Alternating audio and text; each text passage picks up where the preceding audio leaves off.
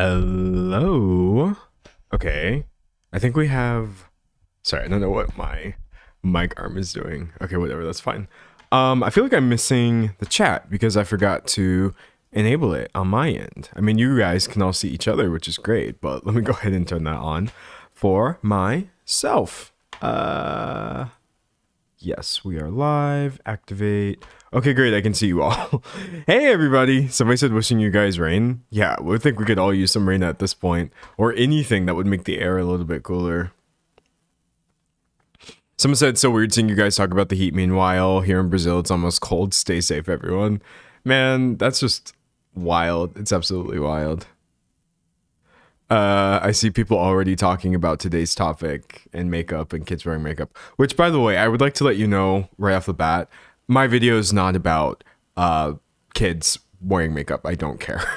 As a 28-year-old man, I can't be bothered to offer any semblance of an opinion on that. It's not something that has anything to do with me. It's more so just about the long-running exploitation of Northwest that has been happening since literally she was born, which was turned into an event as promo for the Kardashians reality show, and also Kanye being just as much to blame for not intervening in any meaningful way and enabling this music career of hers. It's just, there's a lot going on, but yeah, it's not, kids always wear makeup. Oh my gosh. Someone said catching 2 of your lives in a row feels like an omen of good luck. Good. It is. It was meant to be. Actually, chat, I have to let you know if I sound like slow or whatever today, I have like a pretty annoying headache that I'm pushing past because it's the stupidest reason ever. But I recently got a new pair of glasses, which I know sounds stupid, but if you wear glasses, you may understand the pain of a new pair. It's just like that first couple days. It's really intense. Like, I feel like my head is just being compressed.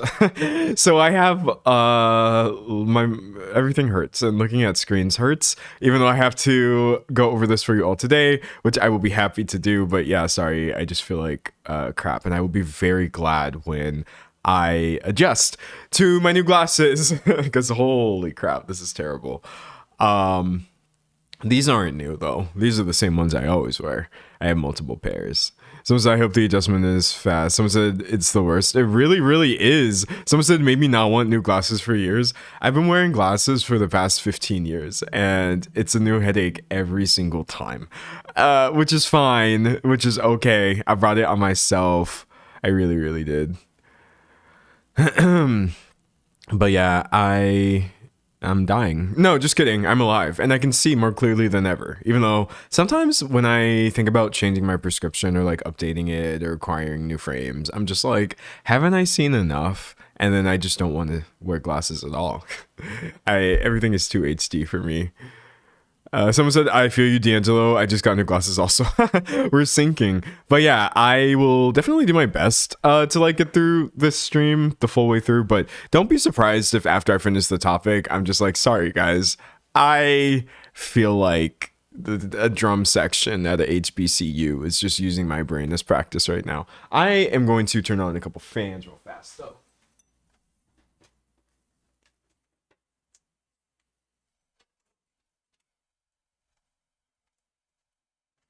Also, one thing that's really funny, like low-key funny, not funny, about this whole Northwest discourse is seeing all these comments about like, oh my gosh, her style, the way that she dresses, oh my gosh. And like, it's literally the exact same way I dress. I'm just like, damn, I really have, I guess, the fashion sense and aesthetics of an edgy 13-year-old, but that's okay. I earned it too. Someone said I can't even think through a headache. Dude, I literally feel like I'm moving slightly in slow motion, which hopefully does not make for a bad content experience, but that's okay. I also wrote down some other things that maybe I wanted to talk to you all about today. By the way, if you're new to the stream, hi, welcome. I'm glad that you were able to catch your first one. The first 30 minutes or so is exactly what has been happening for the past few minutes. It's just a yap session. I literally talk about any and everything. And then around the 30-minute mark, that's when we get into today's topic. We'll be talking about Kanye West and Kim Kardashian's daughter and the absolutely bizarre, like, faith in humanity destroying discourse that is following her around not due to her fault, due to a bunch of people being weird online and also the negligence of Kim and Kanye. So all of that's pretty terrible. Oh, okay. I guess I really just wrote down 3 things that I wanted to tell you all about. So I guess the first one would be I watched Supergirl. Yay! That was fun. Honestly, the movie's not doing super amazing. I mean, a lot of movies are not doing super amazing right now. And there's a lot of very strong opinions one way or the other. But I actually feel like I have a fairly middle of the road opinion in that I think Supergirl, the movie, was fine. I think it was okay. I was already not a huge fan of superhero movies. I wasn't expecting this one to break the streak, and it certainly didn't. But I definitely don't think it was considerably worse than any other superhero movie I've watched recently. So I had fun while watching it, but I definitely could have waited until it was on streaming, and I would have been just as happy. It wasn't, to me, a must-see theater experience type movie, but everybody in it did really well. I liked that. Someone said gaming while watching D'Angelo. Let's go. Contentception. Funnily enough, one of my updates is actually about gaming. It's terrible, terrible news. Awful things have happened. Oh, let me try to turn on my second monitor really fast. God. Someone said, I'll be seeing Supergirl tonight. I'm expecting a popcorn flick. Then you will literally not be disappointed. That's how I went into it. I was like, at worst, this movie should still be entertaining, and it was. And also, I thought it was like a really pretty movie. The visuals were pretty neat. Yeah, no, don't expect anything new. Just expect exactly what was in the trailers, and I think you should be fine. Let's see. I'm gonna go ahead and cast to my second monitor. Yes, perfect. Okay, great. Someone's on the treadmill while watching you. That's what my other update is about. It's about running. All right, so before I get into that, though, I wanted to ask if you all saw this news. Remember the other day, or some of you might have been here when we were talking about how Rockstar is selling a quote-unquote physical version of the new Grand Theft Auto game, but they're not even including a disc. By physical version, they just mean a case with a code that you can download it from, and how that's actually just a pretty bad thing because it's like the latest in this long line of consumers not actually having the ability to truly own anything. You can't really own music, you can't own games, etc. I mean, you can, but it's very much being set up in a way where it's more convenient for you not to really in any way. Well, I guess I should have seen the writing on the wall, but maybe I wasn't expecting this extreme of an update. PlayStation has actually announced that they will be outmoding physical discs, period. So actually, starting in 2028, you will never be able to purchase a PlayStation game physically, ever, because they're not going to be released that way, and they're not going to be playable that way. When I saw this news, I was like, this just genuinely sounds this just sounds like it's made up, but it's absolutely real. PlayStation killing physical discs. Yeah, on God, you could look this up anywhere. Physical disc production ending in January 2028 for new games releasing on PlayStation consoles. So y'all, this is not good news. Gone are the days of like, okay, well, you have a choice at least between physical media and all this digital stuff. Now it's just like, well, fine, we're just not going to make physical media. Either you own it the way we say you own it, which is that we actually limit your access to it even though you paid full price, or you can't play. So that's not good. And I fear that PlayStation will not be the only major sort of console to do this. I just don't really see this ending in any happy ending at all whatsoever. So worst possible news when it comes to your ability to own things. Someone said they're taking the choice away from the consumer. They absolutely are. Someone said the prices are not going down either. Yeah, you are objectively getting less. you are receiving less because you're not getting a disc. But also, like, everything is getting more expensive, and I just think that's so crappy, honestly. Someone said retro consoles for the win. It's gonna make me nostalgic over cartridges and discs. I already am. I love me a good cartridge. Actually, like the only console I have right now that uses them is Nintendo Switch 2.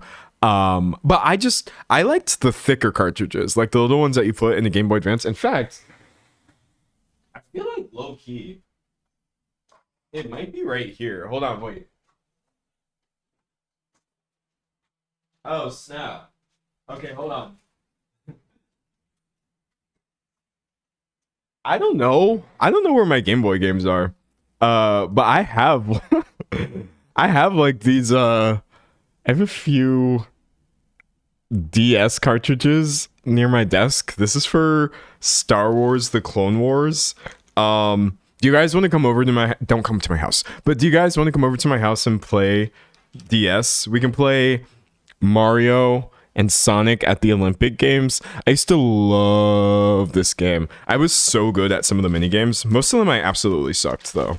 Oh, I guess I had Pop Tropica Adventures on. You literally cannot see this at all. Hold on, do I have to do the beauty influencer thing? Oh, it kind of works. Wait, the beauty influencers are kind of onto something. But anyways, I guess I had Pop Tropica Adventures on Nintendo DS as well, even though I literally do not remember playing that one. I don't remember playing that. And I had Sonic Classic Collection. And ever since I was a kid, and probably I was 5 the first time I got a Sonic Collection on PlayStation 2, I've always made sure to own at least one Sonic Classic Collection for every console I have. So yeah, I feel like I have a few other games. I feel like I have Mario Kart DS for sure. I had Mario and Luigi, Bowser's Inside Story. I don't know what I did with those. But yeah, I have those, and I have a few Game Boy Advance cartridges. I liked, when I was a kid, to play movie games. I was big into those. I don't really think that they do those anymore, like as often, but when I was a kid, almost every kid's movie had a video game that came with it.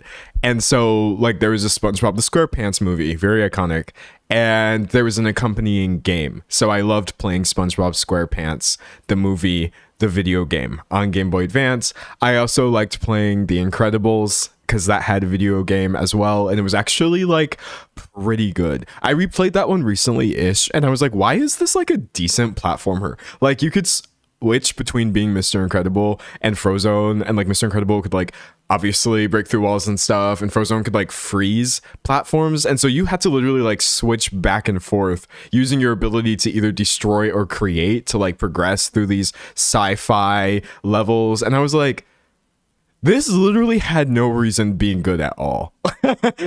So yeah, I miss all of this, but now gaming is just a live service, day one, freemium, pay to win, not physical, digital only, cloud streaming hellscape. And that makes me sad forever. So yay.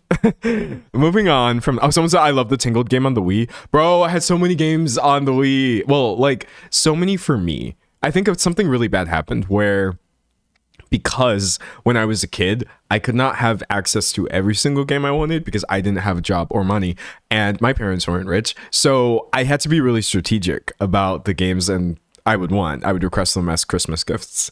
And something bad happened when I realized one day as an adult, a very young one at that time, that I had disposable income and that I could technically purchase any video game whenever I wanted. That was bad. Because since I became financially independent enough to purchase my own video games, I don't know how many I've bought, and I don't want to sit here and try to calculate it, but I will say I had an era where anytime anything marginally interested me, even a little bit, I was like, well, let me just buy it and then I'll see if it's good. Thankfully, I have slowed down and I'm not crazy like that anymore with my game purchases. But yeah, ask some of your gamer friends what their backlogs are looking like, because for some of us, it's kind of shameful. It really, really is. Someone said Girls Go Games was my nightly routine. I was a Cool Math for Kids fan through and through. Absolutely, that website was the bomb, bro. It was so good. Someone said, oh god, the Steam library problem. Yeah, my Steam library is, I'm ashamed of it. I'm ashamed of my Nintendo Switch library for sure. Yeah, it's bad. It's just not good. Someone says Steam and Nintendo Shop sales got me. Yeah. But anyways, let me go ahead and pull up the third thing that I had wanted to talk to you all about because it's so exciting to me. Blah blah blah blah blah blah blah blah. Okay, we'll go to like my June running report, I guess. Yeah. Okay, so no one laugh at the funny number. Ha ha ha ha ha. But yeah, I wanted to give you an update because someone had asked the other day, like, oh, are you still running? And I was like, I'm always running. Last month, I ran, according to Smash Run, 169 miles, which if you don't know what that means in your units, that would be I guess 272 kilometers, which to me, I don't know what that means. But yeah, I was like actually booking it, like averaging 5 to 6 miles a day every single day. My goal last month, I just wanted to see what would happen if I didn't take a single day off. So I didn't. If I was tired, I just ran really, really slowly because I don't know. It just felt like resting at that point. Someone said that's 40 plus miles a week. Yes, I've been running 40 miles a week at this point. And I feel like low key, I'm just going to keep doing it. I don't know. Like I still have this half marathon that I'm trying to do in October. And the more mileage you do, the better. So it is what it is. Someone said that's almost the distance from Houston to Austin. Okay, that's actually crazy to think about. I could have gotten there if you gave me a month. That's crazy as heck. But yeah, shout that out. So if you ever think about me when you're on the treadmill or you're running outside, keep going. I mean, don't do 40 miles a week because no, but do what works for you. This is just what works for me. Someone said, what's your mile pace? I mean, it depends on what I'm doing, right? Like that's completely dependent. I feel like for easy miles, I do anything from like 850 at the very fastest to like 10 at the slowest. So like in the 9 something range for probably most of it. I think it said my average across the entire thing was like 8 miles. But then I also, or not 8 miles, 9-minute miles. But then like also I will do a lot of like speed work. And by a lot of, I mean a couple times a week when I'm not feeling lazy about it. And obviously that's a lot faster. Or sometimes I will do recovery runs and that will be like as slow as possible, which for me is 10-minute miles. So like totally depends on the day you catch me. Maybe someday you'll catch me and I'm literally booking it at like, I don't know, like a 640 or something. But mostly it's going to be a lot slower than that. Mostly. Someone said, do you have tips to start running? Yes, just go as far as you can. And if you can't, then stop and walk all the way back if you have to. Literally, if your only ability to run is like 20 seconds at a time, first of all, I would say you should maybe slow down because you want to be going as slowly so that you can run as far as you can, but also just stop. It's okay. You don't fail a run because you went outside or on a treadmill, but you were only able to get a cumulative 5 minutes of running. That's still a run. It doesn't matter how much walking is in between you doing the actual mechanical thing of running. So just let go of your idea of what running means. That's all. Someone said, read any good books lately? No, I think the last one I mentioned to you all was The Spear Cuts Through Water, which was pretty great, actually. That book was gnarly. It was fantastic. But it's someone said, am I in time for the South of Northwest discourse? Yeah, we will be talking about that in approximately 6 minutes and 18 seconds. So you are more than just in time. It's a very distressing topic to me. I'm over it. I'm tired. We have normalized offering not y'all's, but y'all's raggedy opinions on the appearance of a child way too much because I'm just like, I don't care what you think about this 13-year-old. I'm sorry. Y'all be wild as hell. Reading chat. Someone said walking pads are also really good if you want to walk more, if you spend a lot of time sedentary. Yeah, basically anything that just encourages you to like move a little bit. Because that's really the point of running. I know you see people like Usain Bolt just booking it at the Olympics or whatever, but really the point of running is just to move. So if moving for you does not look like, Kipchoge doing some kind of crazy 2-hour marathon and it's just like a 10-minute run, do that, but you are honestly working just as hard as anybody else. Now, you may not be working as much because, I mean, these people spend a lot of time doing it, but I think one common misconception about people who are actually elite runners, aka not me, I'm not even intermediate, but like, there's this idea that they are working super crazy hard and it's unattainable. It's more so they just run so often that most of their running is easier for them. So most of the time, it should feel easy and nice for you. That's it. That's all that really matters. Someone said, I just bought this beer cuts to the water. I can't wait to start it. Stick with it. That's what I will tell you. The opening is dense. It's split into sections. And the very first one I struggled with and I had to start it multiple times. But once I got past it, I was happy. I was happy. Someone said, I liked seeing Skepta calling creeps out for the Northwest stuff. Bro, they were literally on Twitter trying to act like Skepta was the weird one. We're going to get to that. If you don't know what that sentence means, a rapper, actually multiple rappers have called out how weird this is, but a rapper had called out that people were being weird at a meet and greet with Northwest, like hugging her and stuff, and he was just like, hey, this is actually super weird, meet and greet with a 13-year-old where these grown dudes are walking up like, where's my hug at? And people on Twitter were literally like, oh, you're making this weird, bro. You're so weird for like trying to make this a problem. What's wrong with giving people hugs? Like, bro, this says more about you than it does. And I'm like, y'all, you are going to hell. That's what you should realize. You have to understand at the end of the day, even if religion is not real, hell is a real concept, and it's for people like y'all, because that is just crazy. That is absolutely crazy. And someone said, how old is Northwest now? She's 13 as of literally like 2 weeks ago. The vast majority of the things I'm talking about in this video happened when she was like 12, which is so weird. Someone said he isn't making it weird. It is weird. Exactly. So I'm going to put that in my video and just be like, y'all, I'm not going to let the weirdos win this like thing where we're all going to normalize the way that this girl is being treated. It's just absolutely bizarre. Someone said they hated him because he spoke the truth. Yeah, basically that. I do feel like low-key, if somebody is on Twitter saying, hey, the meet and greet for the 12-year-old where people are hugging her when it looked like she just wanted a handshake is weird, and your first response is defensive,ness,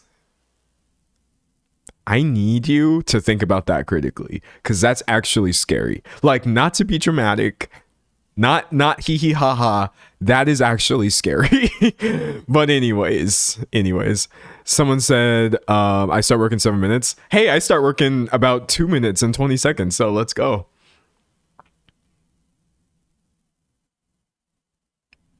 Reading chat. Someone said, I don't have kids, but I'm just trying to imagine if some grown dudes tried to hug my 13-year-old daughter, I would lose it. Yeah, no, man. Like, no, but nobody's making a hug weird. I hugged my siblings when they were 13. Who cares? But, like, obviously, this is somebody's child that you don't know, and she didn't ask for one, so it's bizarre. Also, I guess the last thing, can I talk about this in less than 2 minutes? I got my, 7th piercing. No. 5, 6. 7th piercing. Okay, sorry. I had to think about that one a little more deeply. And it was fun. Well, no, it wasn't fun. But, like, it was fun. And I'm really, really excited about it. This one's kind of like a long-term...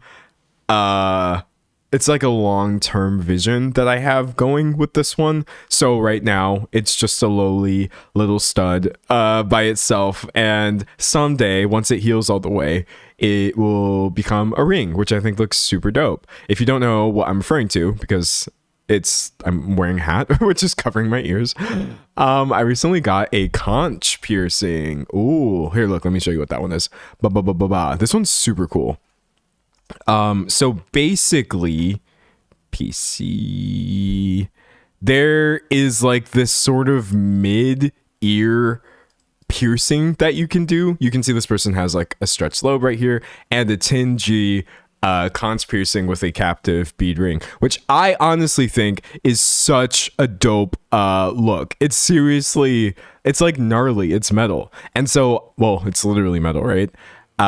Just having been sort of in love with this like conch ring look with like the 10G piercing, 10G just refers to the thickness of the ring.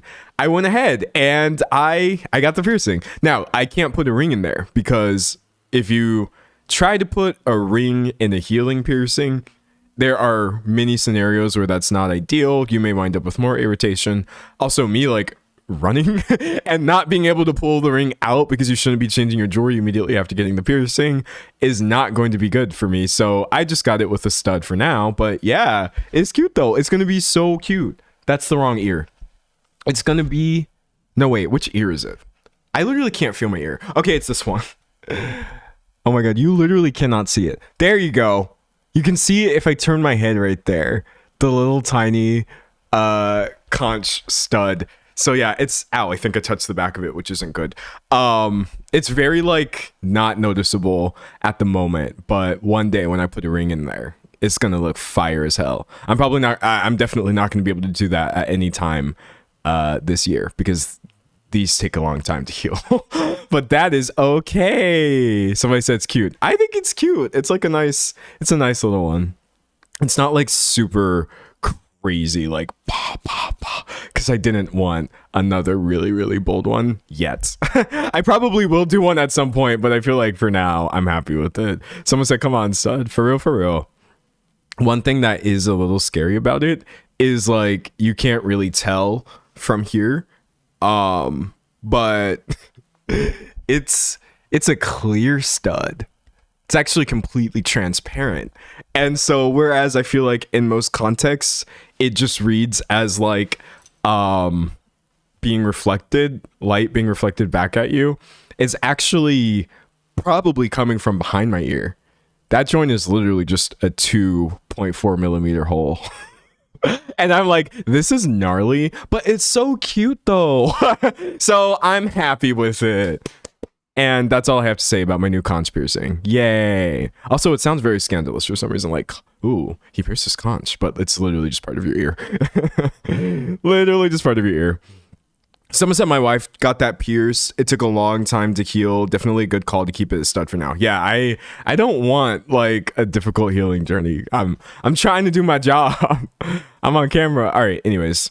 I think it's time to go ahead and get started. Someone said you can get clear ones. Oh yeah, you didn't know? You could get any pierce, well not any, but almost any ear piercing you get. You could totally get that done with like a glass stud if you want, and you can just have like holes in your ears if that's the look that you're going for.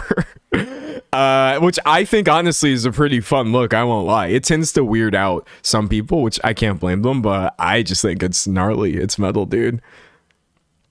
Someone's unconscionable. Anyways, I'm gonna drink some water. I'm gonna request that you all say hi, say hello right now, and yeah, let's just start recording. Okay, yeah, everybody say hi to YouTube.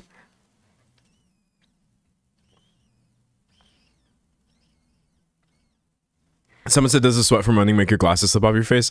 I have a different pair of glasses that I wear for running, which is a lot lighter and does not slip. Someone said, I thought you couldn't get glass thinner than 10 to 12G. It's a 10G piercing. Oh, yeah, I guess technically you should know if you want that. It does have to be thick enough, but 10G is still cute. Anyways, moving on. Northwest, the human, not the direction. There's just a lot of discourse following her being the daughter of Kim Kardashian and Kanye, and I feel as though it's gotten to a point where my faith in humanity is just being eroded second by second, and I don't have much left to lose. Everybody is just freaking out over everything from her piercings, the way that she dresses, and when it gets to the point where y'all are literally body shaming a 13-year-old on the internet, I think it's high time to call this out. All right, that's good enough. I'm coming into this one mad as hell. I don't even know how long this video is going to be, and I don't care because I don't even have that much to say. I'm mad. I'm mad at Kanye West. I'm mad at Kim Kardashian. I'm mad at all of y'all for being weird about this. And I want to go to sleep is how I feel about this topic, to be quite honest. Anyways, no more hellos. Let's switch. Let's put on our thinking caps. Let's be, I don't know what the word I'm looking for is, but let's do that challenge. Someone said the body shaming is weird. The body shaming is beyond weird. So, Northwest is actually very popular online. 21 million followers on TikTok, which I didn't realize. I think because I am not a 12-year-old girl. Let me just say right off the bat, anybody my age who actually has any sort of deep lore knowledge about this person, I'm weirded out. This is a child, so everything that she does is completely out of my wheelhouse, and I don't care. It's not for me, right? But regardless, on this TikTok, I swear to God, it's just like any other 13-year-old's TikTok. Just a lot of weird dancing, right? Pulling this.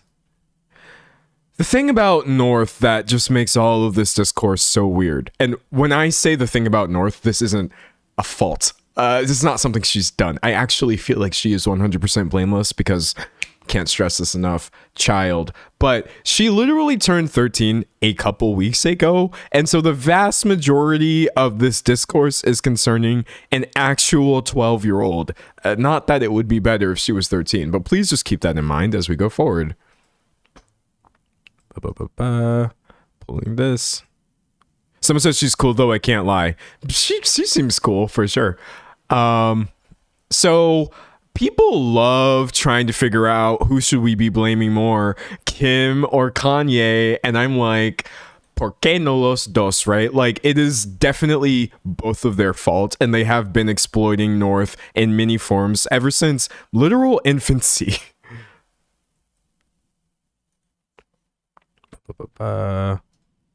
Pulling this. Her baby photo was debuted as part of Kris Jenner's talk show. Kanye West gave people their first look at his daughter with Kim Kardashian on the final episode of the syndicated limited run series. So since 2013, it has just been a very, very grim story about how can everything about this child be some sort of pop culture moment or monetizable era. It's very icky to see a child star quite literally birthed in real time. And we're just doing all the same things that I thought we realized mess people up for life. Someone said it's troubling how invested people are in this child. Both parents are a mess. The child is blameless. Very much that. But anyways, so just so you know, in this video, I have criticism for both parents. I think it's kind of weird to blame one over the other. Probably most of what I'm saying is going to be referencing Kim K. That would just be because she is the one primarily raising North, according to her. Even Kim Kardashian says being a single mom feels overwhelming back in 2024. I mean, if it's overwhelming even with the nannies and all these other things that Kim K has access to, I shudder to think about what it's like for the rest of us. Us, he says, as if he's also a single mother, but you know what I mean. And if I had to sum up what I personally believe are like their main issues, for Kim, it's definitely just the overexposing of this child. Literally, from the moment that North was able to walk, it was a pap walk. Oh, here's North with mom at New York Fashion Week, and I'm just, or wait, was it Paris Fashion Week? Why would I keep that information in memory? One of the fashion weeks, my baby walks now is the point I'm getting at here. And Kanye's problem that just aches me out every time I see it, which I just realized could apply to 50 different things from Nazism to assault allegations. But in this specific case, it would be the enabling of all of North's musical aspirations, not in like a supportive way, but in like he's bringing her out on stage at his weird shows type way, which I don't think is good or necessary. Someone said this is so crazy. Yeah, no, this is just not the life to live. Not something I would want for any child. She is like constantly up there with him. And it gets super weird when you start framing Kanye's career through the lens of the Nazism, because let's see. Sure, like her being there in 2020 doing her silly little screams or whatever on stage is cute, I guess. But as Kanye has drifted further and further into outright hate, unfortunately, it has resulted in this child and her friends being associated with like hate imagery. I can give you an example of exactly what I mean. So, oh, we see you're using an ad blocker, says the Sun. Please consider supporting us by disabling your ad blocker on our site.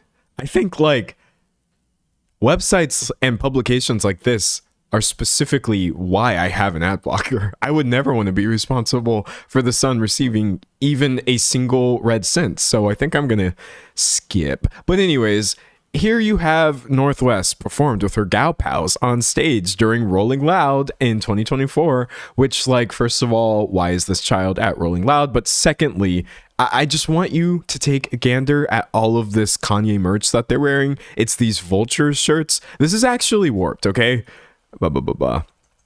That specific design using the black lettered text at the top and like the high contrast black and white photo is actually based off of, pulling this right here. Give me a second, because I want to make sure that I'm right. Burzum, who is one of Kanye's like favorite bands, because it's led by a Nazi, as you can imagine. He literally just kind of took this whole aesthetic and patterned his album off of it. And so seeing a bunch of children wearing this on stage is actually just, I don't even know. I can't, I guess, is what I'm trying to say here. And by the way, when I say that the dude from the band is a Nazi, I am literally referring to like, trying to pull this right here. In May 1994, he was convicted of first-degree murder because he was burning down churches and was trying to kill people while launching a neo-Nazi organization, Norwegian Heathen Front, publishing multiple books and releasing your ambient albums under that name. So, like, CPS? Anyways, moving on from that. I will literally never let none of y'all excuse Kanye in this. He is absolutely to blame. Pulling this right here. I guess I'm going to go ahead and start with the Coachella thing. So I think what is like, well, as you can see, like every part of this is literally disturbing, but what has been popping up a lot, there's been a lot of people calling this out, is like, how come Northwest keeps showing up seemingly at these events with like neither of her parents and no sort of person looking out for her best interest? Recently at Coachella 2026, you had the rapper Young Thug calling this out, and like people were kind of laughing about it, but I don't really think it's funny here.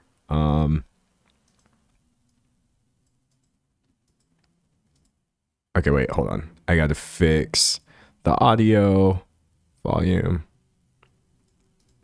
Obviously, this child has security. Obviously, like, I'm not dumb, but where are her parents indeed? Okay. Parents. I gotta turn the volume up a little bit. I thought I just did. Okay, we'll try 350. Put on half of my headphones, so I don't want to mess up my new thingy. All right. Young Thug spotted Northwest and was on uncle duty the rest of the show. What's up, North? How you doing? What your parents? Like you just casually out, just casually having fun. Like. People in the comments are kind of laughing about this. or people in the comments are kind of like making light of this. Like, I know North was irritated. Young Thug seeing his niece. Wait, where are the comments? I hate TikTok so much. I know North was irritated. Young Thug seeing his niece. He's thinking, I know Ye didn't approve of this, but like, I just think if we were to zoom out and it's literally like, I am Young Thug performing at Coachella, why exactly is Kanye's 13-year-old daughter in the front row without either of her parents? It's just bonkers. In fact, it gets to a point where he wanted to start a mosh pit, which I have mixed feelings on, but this is not the time. But he even says, can we please get this child out of the way, actually? Like, what are you doing? Give me a mosh pick over here. Open that shit up. I see it open in the middle.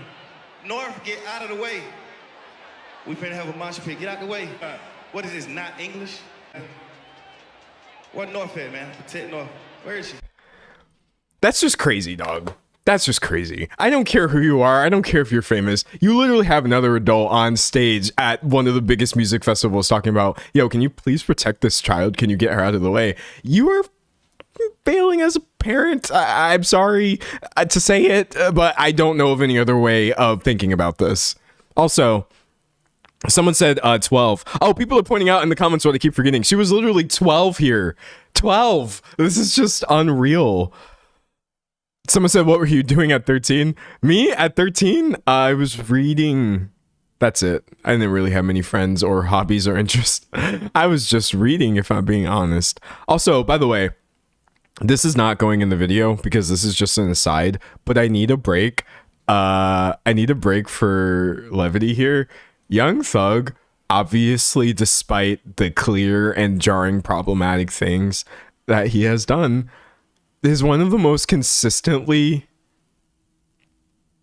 like befuddling pop culture figures to me. He just has these like pop culture moments that I feel like are unmatched. Like that one time that he tried to change his name to Sex.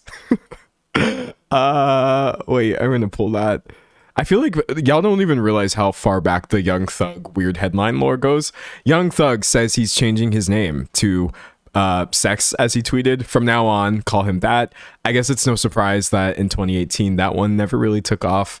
I think my other probably just like only Young Thug would moment is that one time he was apologizing on Instagram Live for something, but then stopped mid apology and started flexing his outfit, which I thought was hilarious. I'm sorry. People are asking like, what did he do? Dog, for me, it's mostly just like the music. I can't really get behind. The attitudes and the music. I'm not gonna really recommend that y'all go bump Young Thug, or it's not gonna be good. But hold on. I gotta pull the apology.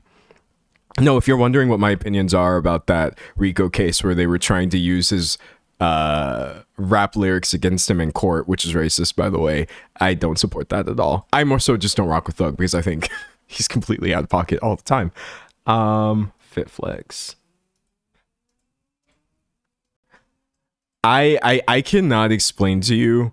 I literally cannot explain to you the chokehold that this video had on me like 10 years ago almost. I don't even remember what it was he was apologizing for. Probably cheating or something. Oh wait, there's no audio. Okay, hold on. Give me a chance. Okay. So yeah, he's on IG Live talking about, please, babe, just give me a chance. I'm gonna prove it. I'm not gonna do this anymore. No more. Everybody tell her to give me one chance. Tell her to give me one more chance, and I promise I won't miss up ever again. I promise. And then gives up midway and starts flexing his shoes. I just swear to God, Young Thug is like one of the funniest people ever. But anyways, I'm sorry. Forgive me for like wanting to force distract myself because this is cringe. This is annoying. Reading. Okay, so moving past the Coachella stuff. Again, I don't want to take this out of context completely, right? Northwest wasn't exactly at Coachella by herself. Her mom was there. I guess the person her mom is dating was there as well. I don't know why none of my archive articles have been working lately. Give me a second, chat. Maybe this right here. Okay, here we go. Lewis Hamilton spends time with Kim Kardashian, Northwest. Yeah, like I doubt it's like she was in any immediate danger. It's just more so the optics of this being wild as hell. I also just feel like it's not so much that Northwest herself has like ride or dies or defenders, but she kind of does. People who are either Kanye fans or Kim fans trying to tell me like, D'Angelo, none of this is weird. And they would even point out, hey, she was there with Tiana Taylor, who is still friends with Kanye, basically saying, I don't have to agree with everything that he does or says, but I'm not going to like abandon him, which is, I suppose, one response to neo-Nazism. But yeah, I guess I don't want to sound like an idiot who somehow doesn't believe that this person has security or that she's not kept tabs on. It's just more so like, what are we doing here, chat? Someone says, so why were neither of them with her? That's my point. Thank you. I feel like you understand what I'm saying. Anyways, moving on from that, it's like, and that in and of itself wouldn't be so weird. Okay, my bad. That in and of itself wouldn't be so weird if it just didn't keep happening over and over. Somebody tweeted, the fact that 13-year-old Northwest was going in for a handshake and the adult in the room preferred to avoid the handshake and go in for a hug is terrible and terrifyingly wrong. So somehow, I'm going to go ahead and mute it because it's mostly just copyrighted audio. This video has caused some sort of discourse. I guess there's multiple ways of interpreting this, but yeah, I'm not sure exactly where this took place. You quite literally can see the girl go in for a hug and this dude just comes at her full force, which is fine. She poses for pictures, I guess, but dog, it is a very awkward reaction on her part, which I understand. It does look uncomfortable. And when people are, again, just trying to point out the edges of this and be like, hey, 13-year-old at like basically a meet and greet having to hug strangers when it didn't seem like she wants to was weird, you were getting a lot of people literally jumping down everyone's throat and being like, no, you're making it weird because hugs are normal. And why I'm being serious, by the way. Pulling this right here. There's a UK rapper, Skepta, right? And he had tweeted about how this is just absolutely bizarre. And for some reason, they were literally trying to flame him for this.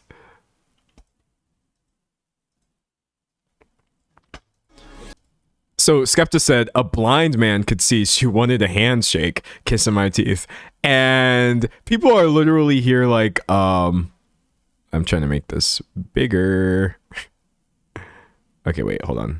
So much auto playing. Anyways, people are literally here like, you have no business commenting on this. You want to be a good boy to Kim so bad so she can let you hit or what? Just going on about like, is this really Skepta? A hug is normal, right? Like I just he went in for the safe, friendly hug, says this person, and y'all turned it into something dark. Why?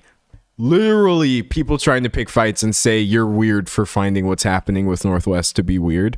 I do kind of respect Skepta heavy for being like, no, actually, I was right. Let's see. He tweeted again, my fans know I try to stay out of people's business, but damn, the way grown men, complete strangers, try to use North makes me sick. And he said... Responding to someone who said, is hugging a social offense now? Skepta was like, what are you talking about? She is 13 years old and she put her hands out for a handshake. You don't ignore that. I can't believe some of these replies to my tweets. Let's see. And obviously, like, this is all a problem because it's highlighting broader issues of the adultification of these children. And you were literally seeing this happen in his replies too. Somebody here said, with all those piercings, she's only a child by age, not by outlook. I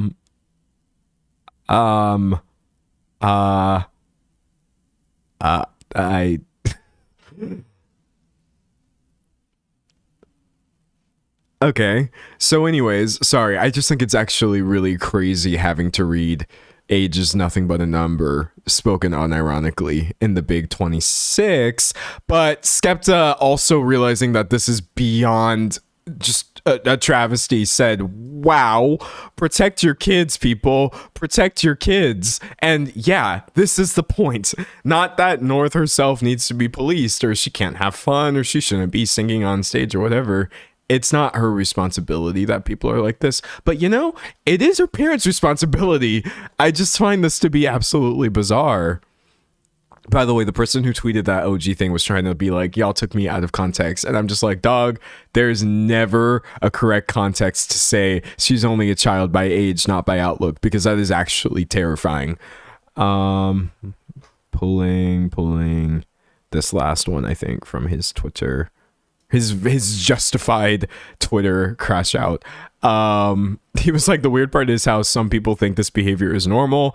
And Skepta was like, sickening. Schools teach all these languages when the language people most need to effing learn is body language. And yeah, at the end of the day, I have to completely side with Skepta on this. It was a weird video. Even if the dude wasn't trying to be malicious, first of all, you're at an event hugging somebody's 13-year-old child that you don't know. That's actually crazy. But secondly, no, we're not gonna play this game. No, thank you. I would like to opt out. Someone said, thank God people with platforms like Skepta actually have right minds. It is nice to not see everybody, like it's nice to see that not everybody is just unanimously enabling this, but unfortunately enough people are to where she's still being put in all these weird situations. Okay, kind of moving on from the hug incident. All right, so speaking of like the piercings, by the way, that one person was mentioning, there is a lot of discourse about the way that Northwest dresses, or I don't know, decorates her body or wears her hair or whatever. Again, things that I can't stress enough if I, as a 20-year-old man, had any sort of strong opinion on. Ugh, brother, ugh, what is that? But please forgive me as somebody who is into body mods. Will you allow me to make a commentary on the piercings themselves, not the child? Because I still do totally think there is something to say here. So, to be clear, a lot of the things that she does are just like fake glue-on stuff, which is fine. That's not hurting anybody, and I don't care. It's just, she actually does have these finger piercings, which I can't stress enough. They are just pretty intense for a 13-year-old. It's not about, I don't think kids should do this, I don't think kids should do that. Even if you were an actual adult, I would be warning you against this very strongly. First of all, again, I got to be careful because I just feel like you run the risk of sounding like a weirdo. Even this headline right here is weird. Northwest steps out with face piercings and a spiked collar at Vêtements Paris fashion show. And I'm just like, I don't care what she's wearing. I just want people to not do things like, say, get finger piercings without understanding how those work. And maybe she does, but I'm being so for real right now. There's just chat. This one is actually real. It says a dermal piercing. BuzzFeed's take on this is a dermal piercing is a piercing without an exit point. They're saying it may also be a surface piercing. I don't want to go into like a boring like discussion about this. You should just know that surface piercings do something called rejection, essentially, which is like your body is going to push this thing out, and it's going to get angry and it's going to leave a scar. And I'm sad to report that, dog, these piercings are angry. I'm this is an angry piercing, and somebody save her. I'm sorry. And if this makes me sound like I'm now being weird, I will take that one on the chin. Anyways, blah blah blah blah blah. I don't care what celebrity this would be. Also, I guess I'm just like scared because they're getting angrier, like on God, like genuinely. You can see them right here. I don't think any of the other ones are real, but I'm just like, as someone who just enjoys the process of having metal, just put inside new special holes in my ears and stuff like that. Stuff like this is just kind of sad and scary to see on literally any celebrity. And I definitely think the celebrity in question being a child just adds a whole nother layer of context to this. That is simply appalling. So that's my sort of take on the piercing. Not that I care that somebody has blue hair or wants to dress in an edgy emo way, because I'm not gonna lie to you, when I was 12, if I had the ability to look exactly like Northwest, hair included, I would have done it. So I'm not here to judge that. I judge the piercer for sure. Like, who actually did this, dog? This is crazy. Anyways, someone said, shame on that piercer for doing those piercings on a child. Unethical as hell. Yeah, that's my main issue there. Like, what are we doing?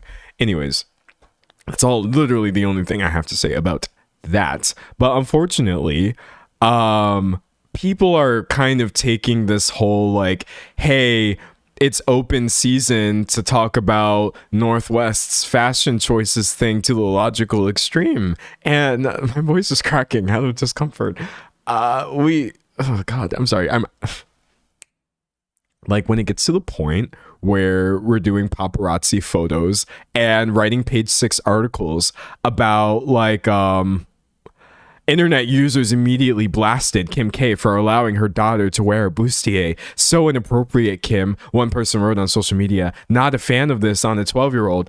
I think my point is, instead of worrying about like, oh, the child wore this or the child wore that, the child has makeup or the child's hair is blue, maybe you should worry about why you're offering discourse on what a child is wearing. That's kind of where I'm at with this. I could not care less about anything that Northwest chooses to wear. I just feel like, why would you ever really think that these are things we should be privy to anyway? I hate it. And people are so like, it's so normalized in people's minds of like, yeah, we must comment on literally everything, obviously, because everything that happens online must be for our consumption. I should know. I run this pop culture commentary channel, but even I have to draw the line sometime. Let's not have this conversation. And it just like, obviously behind every outfit criticism, you're going to find the darker pockets of the internet where people just start leaning into literal body shaming. I'm just showing you this to let you know, or not like you need to know, but I'm just showing you this to see like, there are ramifications for this level of publicity. Northwest made an appearance at a show in Paris, somebody tweets, but instead of talking about her outfit, much of the internet has shifted its attention to the appearance of her legs. And I'm just like, her legs? Chat, first of all, even if this was like a fully grown adult and we were having discourse over like, oh, look at how she walks, I would be right here making a video letting you know that that is weird. That is weird. Why are you looking at somebody's legs? But you're doing this with a child. Hell is literally not hot enough. I don't believe it is. And you know it's bad when people on Twitter are literally like, okay, you got to be a real creepy weirdo talking about little girls' legs like that. She is a kid. Leave her the F alone. It's weird. Like, just stop. Stop. I don't see how nobody seems to see the best answer to this Northwest discourse is simply to not acknowledge any of this. And I know, by the way, I went back and forth with this video about whether or not like I should make it, should I just not continue to give attention to this? And the conclusion I've come to, even though I feel like it's still imperfect, it's okay to call out the people who need to be called out. Again, I strongly hope that none of this comes across as any sort of criticism or even really opinion on North herself, who is like a kid. I just, these people though, I'm not going to use my discomfort as a reason to not point out that everybody needs to take several seats.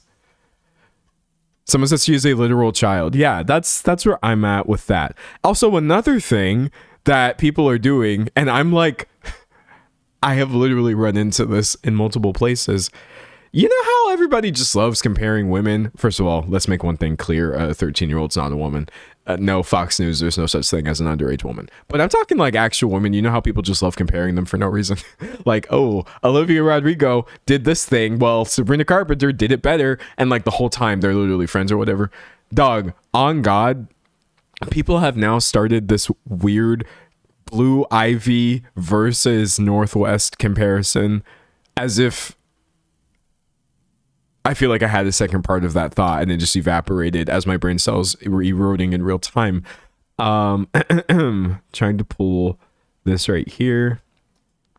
For those of you who don't know, Blue Ivy Carter is also a child, Beyonce and Jay-Z's 14-year-old. And yes, why in the actual world was I running into discourse talking about like, hold on,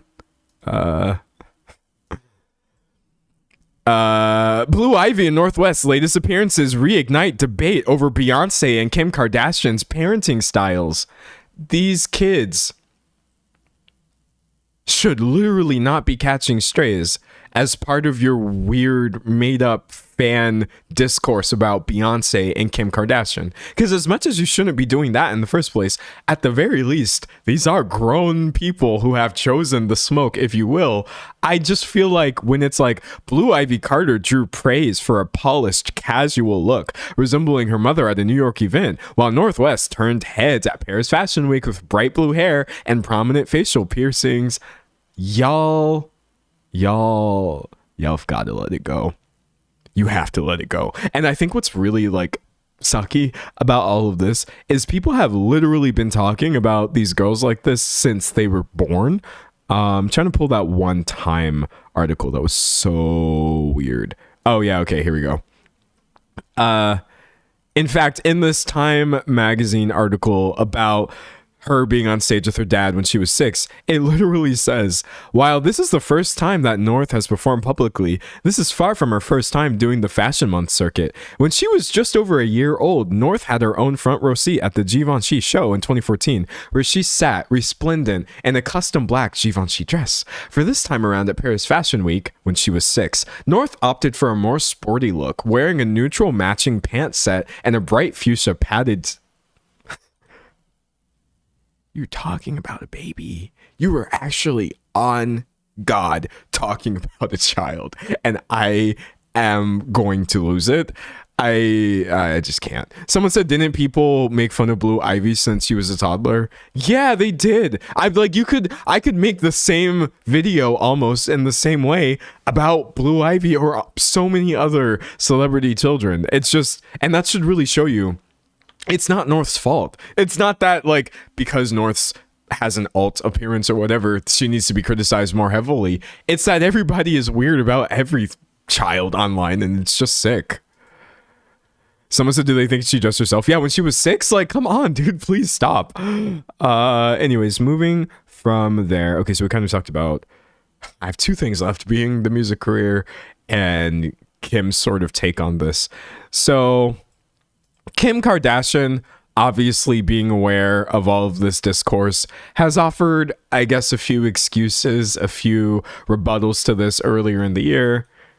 Kim Kardashian says she's not trying to be North's quote-unquote bestie as she addresses criticism about how she lets her daughter dress. And again, like, don't care how she lets her daughter dress. Not my problem. I'm not a judgmental person like that, says Kim, so I try not to pay attention to it, but I think that no one knows unless they're in my shoes what I'm dealing with and how we have to manage certain things from the outside world or even close in our life that we have to go through together. The mom of 4 went on to share that one big misconception she believes everyone has when it comes to a relationship with her daughter North. I said North with an F. I like to think, or I think like one misconception that people might have is like, oh, I'm trying to be her bestie and I let her get away with a lot. Like, no, Northie actually has a lot of rules, she says. And okay, let's go ahead and here, I'm going to pull the video. Pulling the video right about here. Yes. Okay, great. I got to fix the audio for you. Don't worry. I'm not going to make you listen to 2 minutes, 2 full minutes. We'll probably do like 300. Should be fine, maybe. Somebody posted this and said, Kim K on Northwest expressing herself in the criticism over the blue hair and piercings. She doesn't have to explain to anyone how she parents her children. The one area is... Okay, I might turn it up just a little bit more. We will try 350. Should probably be good. No, Northie actually has a lot of rules. The one area is I do let her express herself and I do let her do that. I love her for that. And she would do it, you know, regardless. It's funny, like people. Hold on. Sorry, chat. I'm still not happy with the volume. I'll stop. I swear to God. I always go back and level the volume in my videos anyway, but I still want it to be an okay experience live. Okay, take 3. I apologize. No, Northie actually has a lot of rules. The one area is I do let her express herself and I do let her do that. I love her for that. And she would do it, you know, regardless. It's funny, like people are like, oh, this blue hair, all of a sudden, or like her fake piercings that she puts up, or her, you know, I have pictures of her when we're in first grade, pre-K, where she'd come with like a fake septum ring and she has her green braids and And you know what? I actually agree with her here. I have to be honest. Maybe it's just because I'm too lost in the sauce or something. Am I too alt? Have I been blinded? But I, on God, don't think that there's anything wrong with like the fake piercings really seem to piss people off. The blue hair, I agree. Like, who cares if this is what the child wants to do? I would not really be concerned if this was all that it was. Again, some of these are literally not fake. Kim, come on. Some of those piercings are angry and rejecting. But like, yes, as a whole, it would be kind of cool if we could just back off of this, like, oh, she's dressing inappropriately thing. Because also, this might sound like, how do I word this? I'm trying to think. Like, kids always do this. And when a kid, I guess, wants to feel older or whatever, expressing that through the way that they're dressing, it is definitely the parent's responsibility to mitigate that. But it's certainly not something that should be falling solely on the kid for being raised in a society that is essentially pressuring you out of your childhood as quickly as possible. So I will leave this one here. I think Kim K is right. Blue hair and fake piercings, not that big of a deal. Maybe not something to come at her over. I also see low-key, people always talk about like the full face of makeup thing. And sometimes I wonder, did y'all not know anybody at school who wore full face of makeup? I'm not putting this in the video because I'm in the weeds now. I think the thing is, and y'all have got to shoot me down, by the way, if I'm like talking completely out of pocket, because I'm not somebody who wears makeup. But I feel like kids have always low key been doing the makeup thing. The problem, or I don't even think problem's not the right word. They have YouTube now. So like when I feel like people were younger and they were doing like the lip gloss thing when I was a kid, or like some sort of eyeshadow or eyeliner number, what happens now is the kids can literally just pull up Nikki tutorials and be like, it's time for a full beat face. And can single-handedly be like, okay, mom, I need you to take me to Sephora. Here's my checklist. So I understand that it's morphing into something that is like wild, obviously, to see, because we're just more so used to like Claire's and stuff like that. But I swear to God, kids have always done this. I swear, or maybe I'm just like wrong or something like that. But yeah, I wanted to make sure that I wasn't coming into this video super heavy of like, ooh, the child expressing herself is the issue. Reading chat. Someone says she's just far better at it than I was. Definitely not a bad thing. Someone said it's the norm. For a lot of people. Someone said makeup exploration was always an experience. My mom tried to get me to try it as a kid. Yeah, and here is where sometimes I start feeling uncomfortable, I guess. And I'm so sorry. Like, I don't want this to come across as argumentative or anything, because I'm literally not arguing, especially not with like.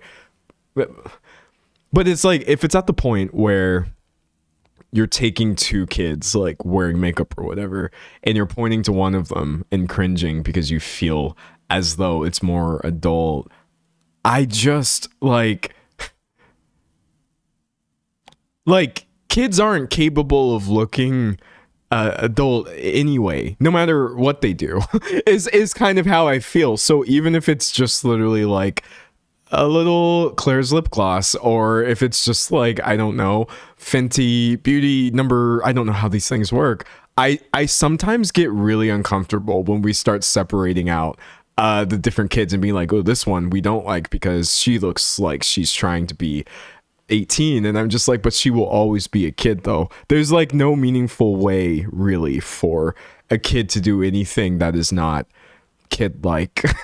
I don't know if this is making sense. And then also I see a lot of talk about like North looks older, Northwest looks older. She doesn't though. Northwest doesn't look older than 13. I think that's the thing that you guys, not you guys, but I wish people would realize. Like, it doesn't matter what she does. If she's 13, then however she looks is however she looks. That's also something that I've gotten wrong in the past too, by the way. Just talking about other people and just being really put off by like, oh my gosh, like, now, by the way, I usually am approaching it for like, if you have teams of people who are coming in and purposely trying to make someone look older, which does happen with kids all the time. Yes, catch me there saying, okay, we should talk about why this is happening. But I think like, I'm just kind of sensitive, I guess, to this talk of like North is anything. She's just a kid. And also like, maybe I will put this in the video if I can cut it down in a way that's not just me rambling, but like, he's gonna make it about race. He's gonna make it about race, chat. Somebody stop him. He's gonna say black. This happens to everyone, but it happens to black girls a lot, dude. It happens to black girls a lot. It happened to my sister. Actually, almost every black girl I've ever known kind of goes through a similar thing where like the world decides essentially that despite you being a child, actually, no, we think you look whatever, even though I'm not gonna lie to you, North literally does look 13. And so it's been difficult for me to stomach certain parts of this discourse, because I'm just like, at the end of the day, I will always be 10 toes down screaming, no, she's a little girl and looks like a little girl. And if you have a problem with that, it's your problem, not hers ever. But that's just me. that's just me. Someone said I literally wanted to point out the adultification of it all. Yeah, I obviously, like, we consume media coming from an industry where people do actually take children and try to market them as adults. We've seen this happen with Britney Spears. I'm thinking of like I forget her name, like not Drew Barrymore, but just maybe Drew Barrymore experiences as well. Like, yes, we absolutely have a machine that is designed to strip the youth away and to profit off of children by adultifying them intentionally. It's just, that's not something that a child can do to themselves ever. No matter what they're doing is how I feel. So yeah, I've been a little uncomfy on that one. Someone said Miley Cyrus. Yeah, no, that's the thing, is like, I don't feel like most of the people talking about this are doing so because they're trying to be malicious. It's pushing back against this nasty industry. But I just like, when it's coming out as, oh, she shouldn't have worn that, or oh, she needs to change her makeup because she looks too grown, I'm just like, well, no. And that's all. The end. That's all I've got. I also saw people in comments saying like, she's just tall, and that is true. I will say that about the kid. The kid is tall.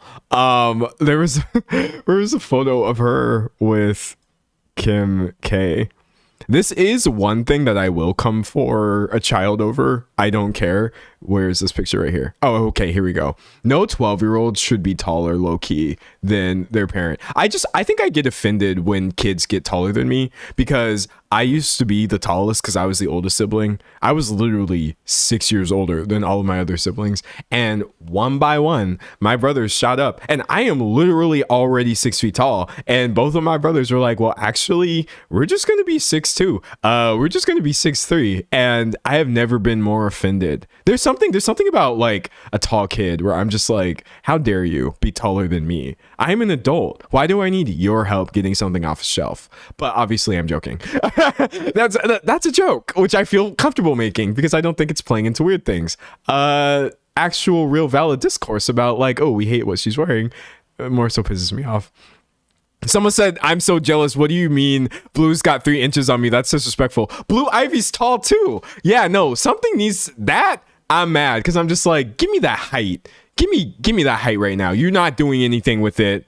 You're not doing anything with it. What do you need to be that for? Pisses me off. Anyways, so you're 6 feet tall. I am. Yes, I am. Only 6 feet though. Don't let me lie. Don't let me be one of those dudes. I'm like, yeah, I'm 6'2". All the ladies love me. I mean, maybe they do, but not because I'm 6'2". 6 foot flat for sure. I also just realized my top lip has been so shiny, but it's kind of eating though. Like it kind of ate. I'm just gonna leave it.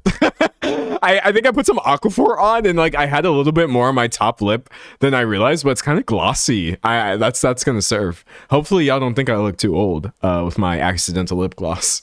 I'm 27. Someone says 6'3" on Tinder. Yeah, 6'0", 6'3" on Tinder for sure for some of y'all. Anyways, moving on. Make sure I don't put my headphones on weird. God, there is no comfortable way of wearing headphones when you can only put them on one ear. Coming back to my conversation about Kim K. She's explaining what I agree with, which is that the hair and the piercings are not really an issue. Here's the part that I absolutely cannot take her word at. It's 1:39. I had to check my outline. Excuse me. Active experiences. And so I nurture her, but it's a full-time job, even for me and her teacher. And I think people don't realize like I'm with her and the kids 24/7. And it's like I've now added like a teacher to my role because she wants me involved in all the things. And, you know, I took like the last 6 months off to be able to really do that and do her courses and get the curriculum from her teachers and be there in the room with her. And it's been a lot. And That's the part where I'm just like, nah, Kim. You're simply not with her 24/7. Not that she has to be. That's really not my point. I'm just like, when Young Thug is on stage at Coachella talking about where are your parents, when Skepta is on Twitter seeing these meet and greet videos saying where are her parents, she's simply not with her all the time. And actually it just seems like there are more and more and more events where North is doing all of these things by herself. She has like a whole upcoming tour, y'all, like an actual tour with Molly Santana, who I don't think I've ever heard of. Let's see.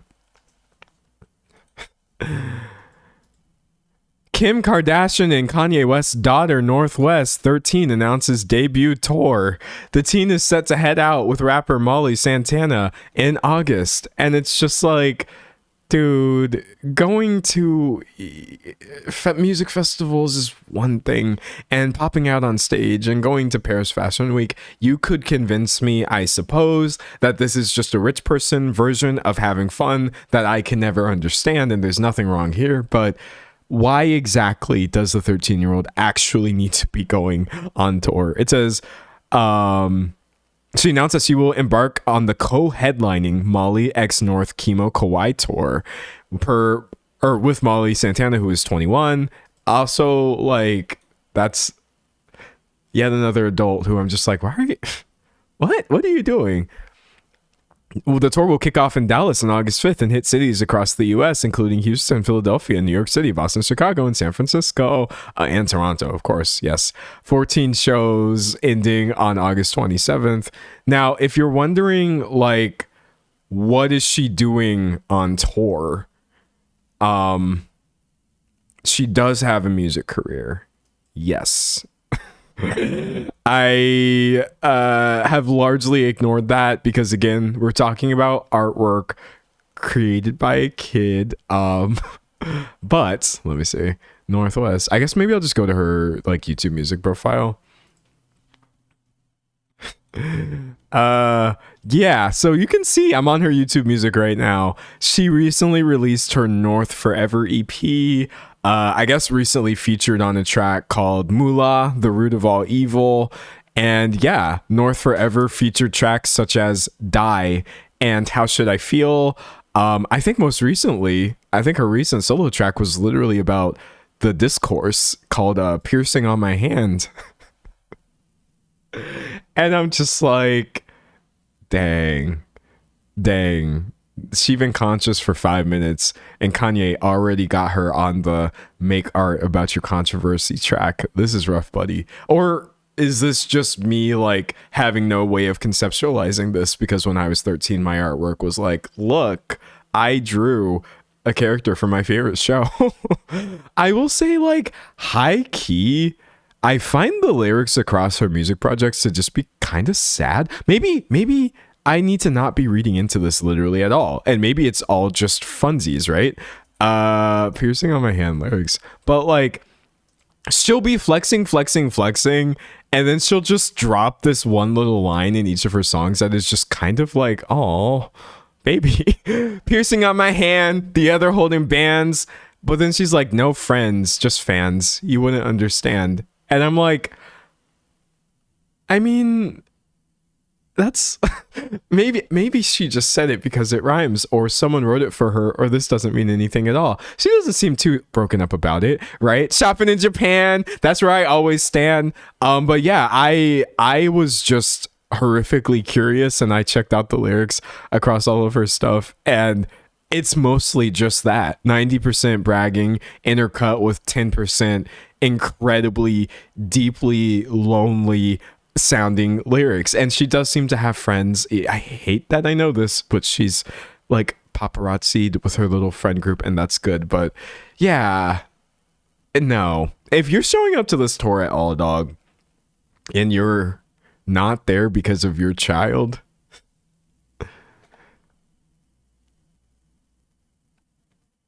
I just need you to rethink everything.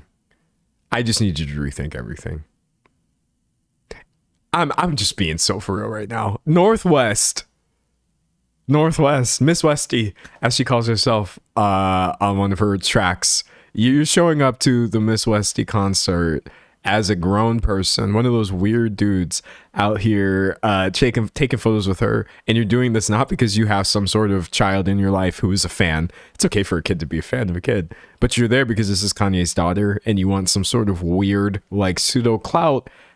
You just have to rethink every decision that led you to this point in your life. Trying to pull this right here. In general, I think probably my number one issue, besides the parents, would be with these weird dudes. Like, bro, let go of her. Stop touching her. Stop showing up to these places. Stop trying to get close to this child. And I hate doing the body language thing, but maybe this would be less uncomfortable if she didn't just look kind of sad in all of these photos that people are taking of her. Oh, by the way, people are literally trying to pin this all on Kim even now, talking about we owe Kanye West an apology. No, you don't, because where he at? It's absolutely takes two to tango. But yeah, I hate this photo. Everything about this photo to me is just summarizing the sort of issue with Northwest, which, as you see, is not an issue with the girl herself at all. She didn't do anything. God, I wish I had some sort of happy... I'm looking at my conclusion and that's literally it. my God, 21 million TikTok followers, turned 13 recently. Kim Kanye, the exploitation since birth, whatever. It's the over exposure plus the enabling of the music career, performing with him at 6, blah blah blah. The Nazi imagery that Kanye literally had her on stage in, which is absolutely crazy. The piercings, which don't really matter except for the 2 that are actually real, and they matter because they're rejecting, and it seems to be kind of a health problem. Kim's sort of excuses about like, oh, she can wear what she wants, and that part is true, but I'm with her 24/7, and that part does not appear to be true. People getting slammed online for calling this out. Skepta getting dragged by absolute weirdos on Twitter for pointing out that the hugs and stuff are absolutely bizarre. All of the other more insidious, hellish things, like trying to say like, oh, she's dressing scandalous, or she needs to change her makeup, or let's compare her to Blue Ivy, or let's body shame a 13-year-old.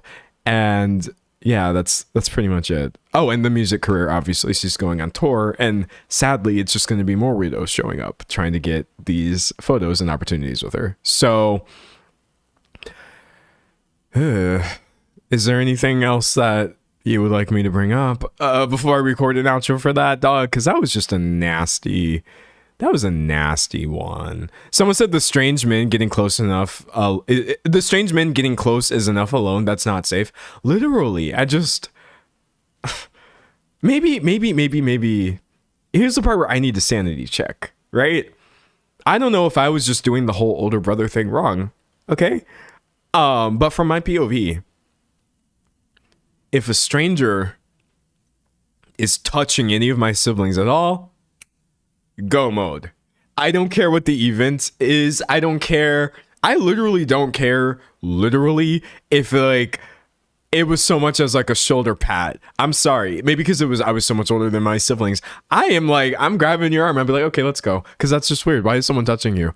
So automatically, none of this is permissible under any context whatsoever. Why is anybody ever touching anybody against their will, first of all, let alone somebody's child? That is just absolutely weird. And then secondly, if somebody I notice is touching one of my siblings and I am not within striking distance, I'm throwing something.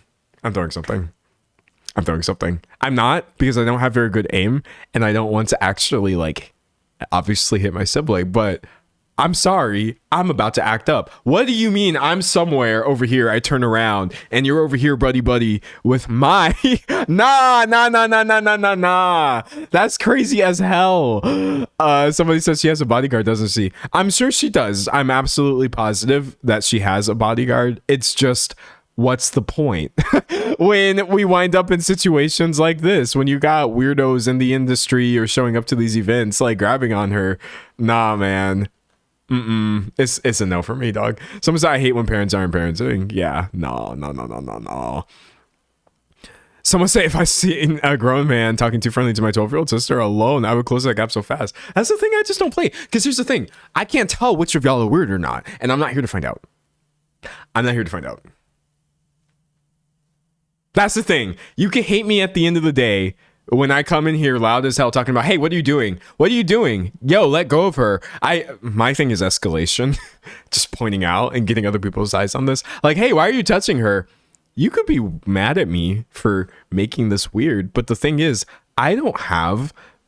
I'm not that so raven. I'm not going to like project into the future to know whether or not you're harmless or some sort of weirdo. So it's just zero tolerance as far as I'm concerned. I hate this, dog. Someone said, does she even go to school?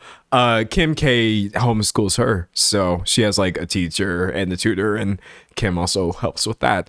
To answer your question. Oh, man. Someone said, are we forgetting who her family is, including her dad and his objectification of women? I'm scared for her.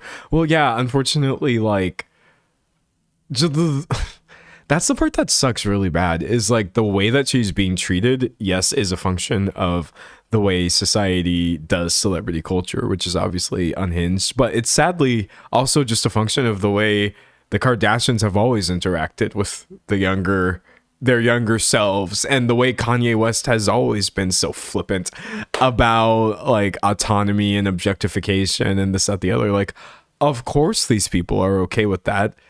all of them together are exploitative. And so the exploitation of this child, it was like, I hate to say a given, but yeah, no, it's just bad. It's just bad. Someone said it's crazy that we even know all of this stuff about her in the first place. Literally, we should all know less about each other. Actually, I finally figured out a way of wrapping this up, because I couldn't leave it on a weird photo of some dude grabbing her shoulder. So let me leave it here.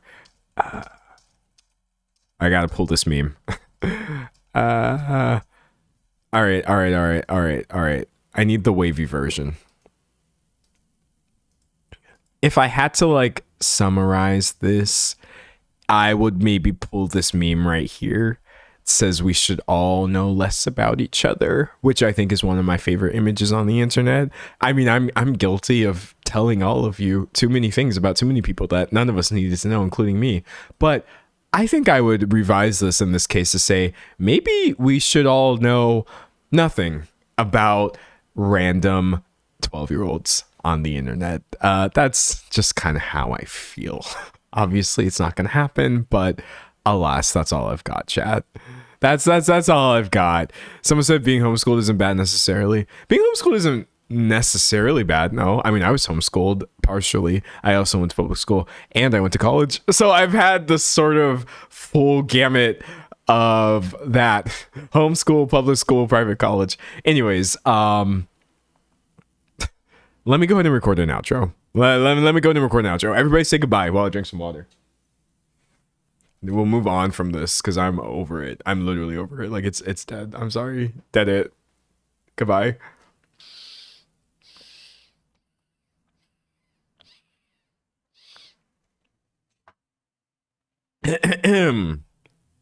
Anyway, hopefully you never have to think about this topic ever again. I know I will just try not to. And yeah, I actually recorded this video live right here on YouTube, where I stream quite frequently Tuesdays, Thursdays, and Saturdays at 12 p.m. Eastern time, unless of course I don't, in which case I'm probably just, I don't know, sleeping. But yeah, hopefully I see you in the next stream or the next video, and if not, it doesn't matter at all. Okay, bye.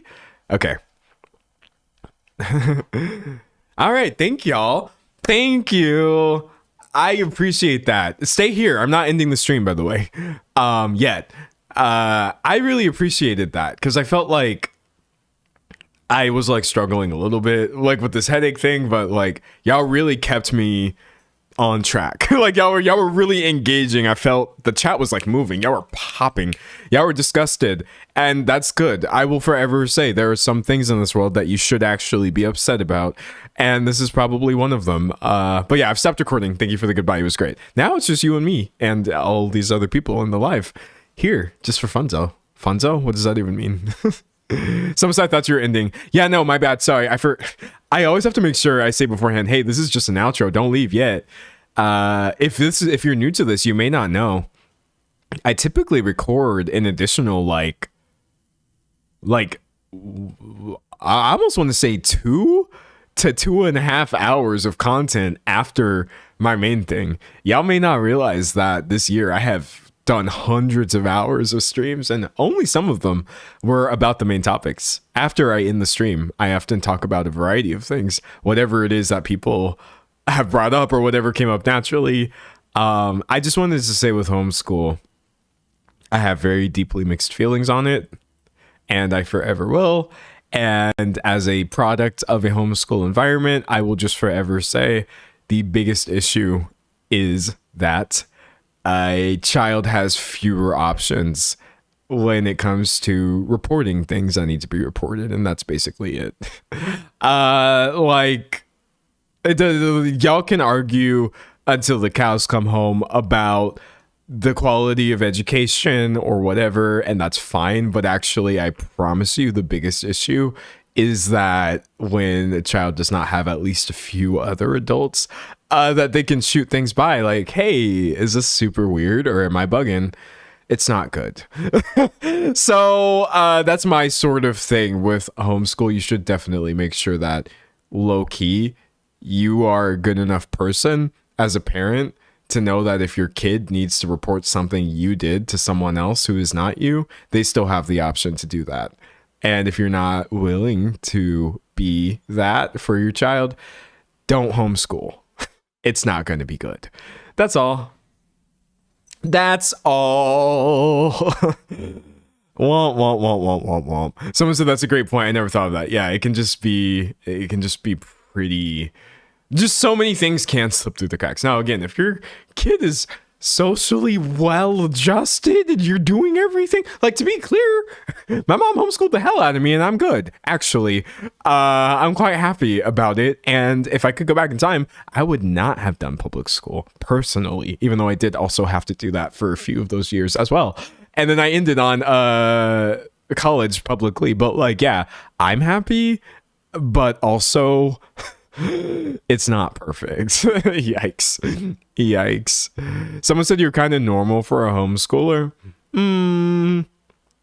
I don't know about that. I think it's less that I am not, or I'm normal for a homeschooler, and more so just that, like, I've had a lot of things happen to me that make it easier to blend in with everybody else. And here's what I mean by that. Yes, oftentimes when we encounter homeschool kids, they're kind of like,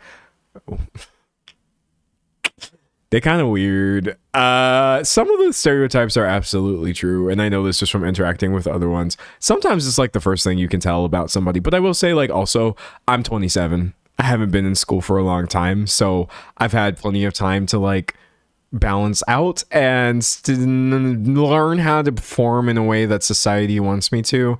Also, like, when I was younger, I think it was a lot more obvious, as in when I was still in college, which thankfully none of you knew me at that point. Nobody guessed that I was homeschooled, but when I told them, they were like, oh, I feel like that explains some things. But I just feel as though due to my neurodivergence, I have literally always had to, like, mask anyway. So I never had the option of coming across that weirdly, because I realized, like, oh, I'm being socially shunned for this. Let me just wear a normal face when I interact with people. And so I always give people normalcy, or I try to, but not because I'm actually normal. I'm very much... yeah, I'm a homeschool kid.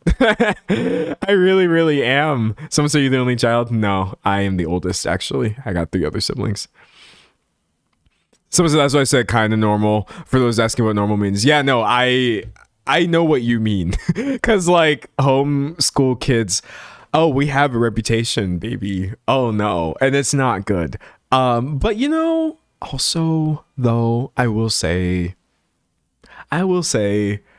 justice for the dorks. You know, it's not really the worst thing in the world that a kid is a little awkward or doesn't act in a way that you feel is similar to most other children that you've encountered. I didn't want any of the smoke, so I just, like, force normalized. But I feel like, what is wrong with kids being kind of dorky? Because we all are in different ways, I feel. Yeah, I think people are too mean in general when it comes to, like, weird kids. Like, ugh, they're just so weird. And I'm like, brother, being a human being is inherently odd. And it's not easy to do that in a normal way at all. That's how I feel. Someone says, shout out to dorks for real. On God. On God. Someone said, TBH, it was really hard fitting in with severe, untreated, acknowledged, not taken seriously. She's just crazy ADHD. See, everyone has different coping mechanisms, and yeah, it does make it really hard to fit in. In my case, my coping mechanism was just masking. I was just like, oh, okay, my real feelings and confusion and thoughts, I'm not going to use those to influence how I'm talking to people. I know what they expect of me, and so I'm just going to be that instead. So yeah, I've seen people, like, not fit in due to untreated ADHD. I've seen people fit in perfectly due to untreated ADHD, but it was also kind of killing them a little bit. It's just a really insidious type of disease, for real, for real. This video popped up, actually. This video popped up for me, and I clicked into it because I was procrastinating. I was editing one of my videos and I saw it on the sidebar and I was like, you know what? I'm going to watch this, but I'm going to see if I can find it though. Let me go to youtube.com. It would be better if I could actually spell. Okay. So it was like interviewing these kids, right? Interviewing kids with ADHD. One of them had ADHD. Oh yeah, I was listening right here. And one of them didn't. It was two little 6-year-olds, right? I mean,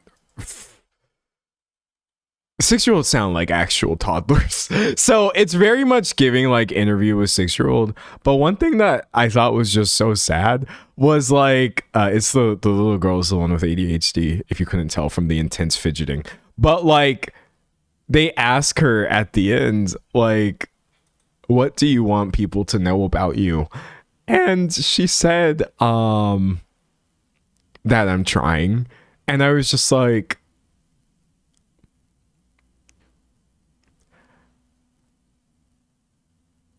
I'm going to just implode. I'm going to jump off of nothing. I don't know. The last step. I'm not going to do anything reckless. But when I heard that, just as voiced by a 6-year-old, I was just like, that's really, really what it is, actually. And it's not only this specific disorder. It's literally like, it manifests in so many different ways. But for me, it was always just like, God, I wish y'all could see how intensely I'm trying. I really am. I know sometimes it's manifesting as me failing, which sucks a lot for sure. I know sometimes it might manifest as me not trying, but I think if there was only ever one thing that I've ever wanted anybody to know about me, it's that like I was trying on God. But yeah, that's okay. That's okay. Here, look. I have it right here actually. Let me crank the volume up. This will be our mental health advocate for the day, is this random child who at this point is like, what? I don't even want to think about how old this video is. That don't have ADHD. What do you want them to know? The interviewer asks her like, what's something that you want people without ADHD to know about you? About the kids that do have ADHD. That they are better at listening than them, and that they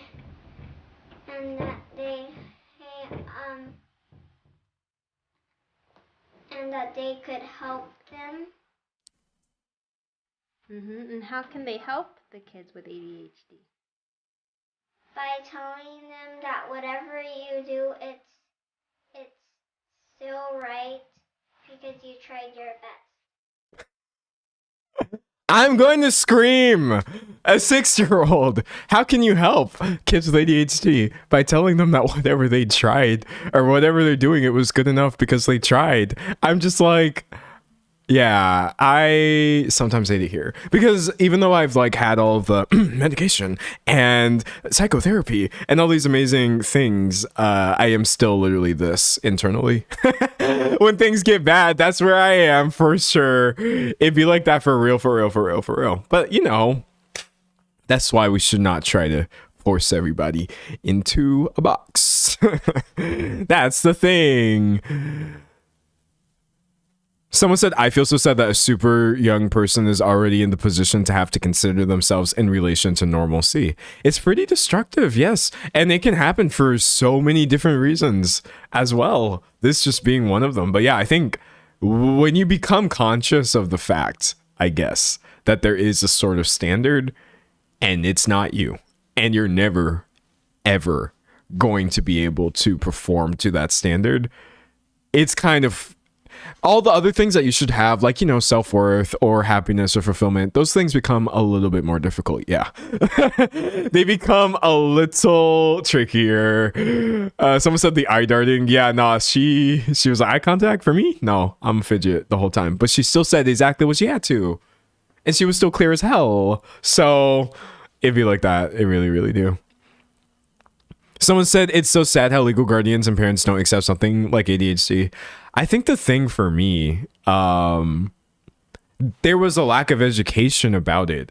Has anybody ever had the experience of, because you didn't quote unquote act up, then nobody thought that you had ADHD, because that was it. I've never talked about this specific thing, but for me, I think, or I know for sure, in my parents' minds, ADHD meant a child that was like bouncing off the walls, that you had to like basically pin them down and help them out with like some Ritalin or something so that they could even like function. And yes, for many children, that is what ADHD is like. The hyperactivity can be very intense.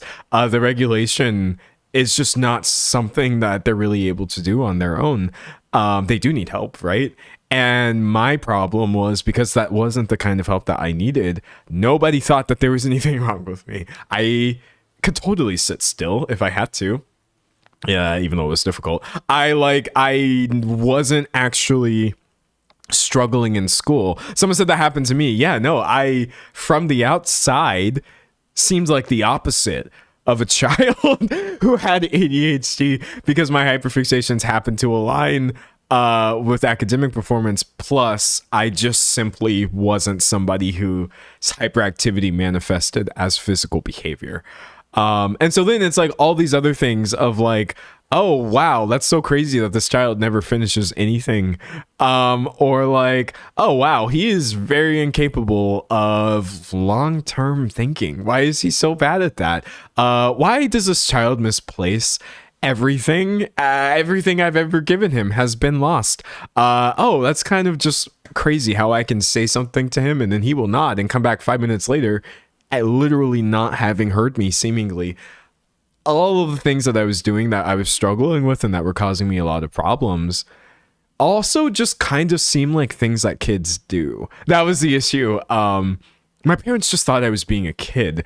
And yes, kids are going to forget things. Yes, kids are not going to listen to you. Yes, kids are going to lose things. Yes, kids are going to struggle, obviously, to conceptualize themselves in the future. But if your child is doing every single one of these things every single day, all the time, without fail, to the point where it's actually negatively affecting their well-being,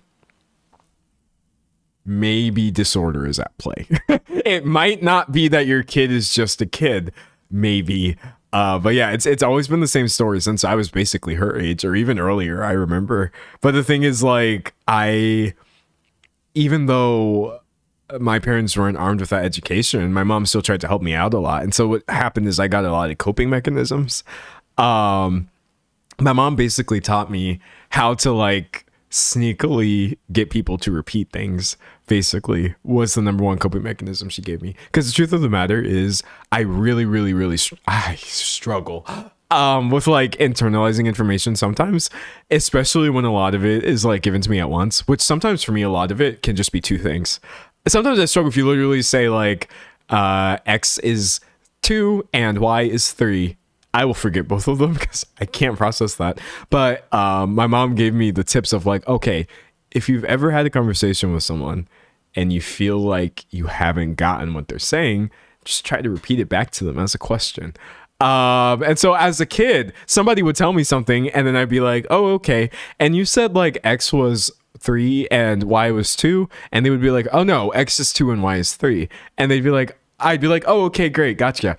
Basically, I learned the masking earlier of like, oh, sorry, I couldn't process anything that you just told me, but I don't want you to feel like I wasn't listening to you. So I'm going to word this in a way where you feel like I'm just engaging with you, but actually like I need you to repeat this. And no one ever knew. No one ever thought that I had these things because that was just one little coping mechanism my mom gave me. She taught me how to like remember things, how to seem like I'm listening, how to talk to people about my hyperfixations without talking to them for 45 minutes at a time. And I had all these little bits and pieces. So I was a pretty decently well-adjusted person, but it's because I had like this house of cards of coping mechanisms from a very helpful mother who just literally did not realize that medication would have helped with a lot of this. It would have, that also would have helped. So like, I don't blame her for that. I don't know how you can know what you don't know. And she still helped me so much, which I will forever be grateful for. It's just like, I would have taken the medicine in a heartbeat though. In a heartbeat. For real, for real. Someone said I had the same problem, but in my case, it was social anxiety. Yeah, I think the thing that sucks is like when the drawback of whatever sort of disorder you're dealing with, whether that would be anxiety or ADHD or anything like this, manifests as you not listening to other people. Then you start feeling like a bad person or like you don't want people to hate you and be like, oh my gosh, they never listen or they're not a good friend or whatever. I don't know. It's crazy as hell. It's crazy as hell. Okay, let me ask you this though. Maybe you don't have this experience and that's okay. But this is definitely me. She cooked a little too hard, though. She gave me too much of a good grip on how to mask socially to where I started doing it so hard that I now find myself inevitably becoming like the one that people go to when they need someone to listen. So I went from the kid with the disorder to that can't hear or process anything to like learning how to appear intent and as a good listener so hard that now people frequently tell me like, oh my gosh, D'Angelo, you're such a good listener. And I'm like, oh my gosh, that's crazy because I was having an entire other conversation in my head right now as you were speaking. But I did hear what you said and I do care about you and I will offer you advice. But on God, I became like the parent friend because I framed every single interaction with other people through me really intently trying to convey that I was paying attention to them. And I still feel that way even now in all of my friend groups, all of my interactions, I feel like are filtered through this sort of expectation that I will be there. And I will, because I love it. But also, I just want to be baby. So... Oh no, someone said too good at masking. We masked a little too close to the sun, methinks. Oh my gosh, someone said so that's why that happens. That's why it happened to me, because I was terrified more than anything that anybody would think I didn't care about them, because I did, and I wanted them to care about me. And now it's like, oh wait a second, why am I the one who has to care about everything? Oops. But I wouldn't trade it though. I really wouldn't. My friends are also there for me. Like, it used to be really unbalanced where I was in a friend group, or I just felt like every friend group I was in, it was like this weirdly uneven thing. But thankfully, I found peeps who we do the same thing for each other. Because at this point, all of my friends are ill. I mean, like, I'm just being so for real right now. I'm being so for real right now. I've said this before, but like, if you actually befriend me in real life, I start a countdown timer and I'm just like, okay, well, this person and I are vibing. So I'll put it in my, I don't actually put it in my calendar. I'm like, let's see how long this takes before I find out that this person is either in the LGBT community or is neurodivergent in some way. And they always are. They always are. Even when they don't know. That's the funniest thing. At this point,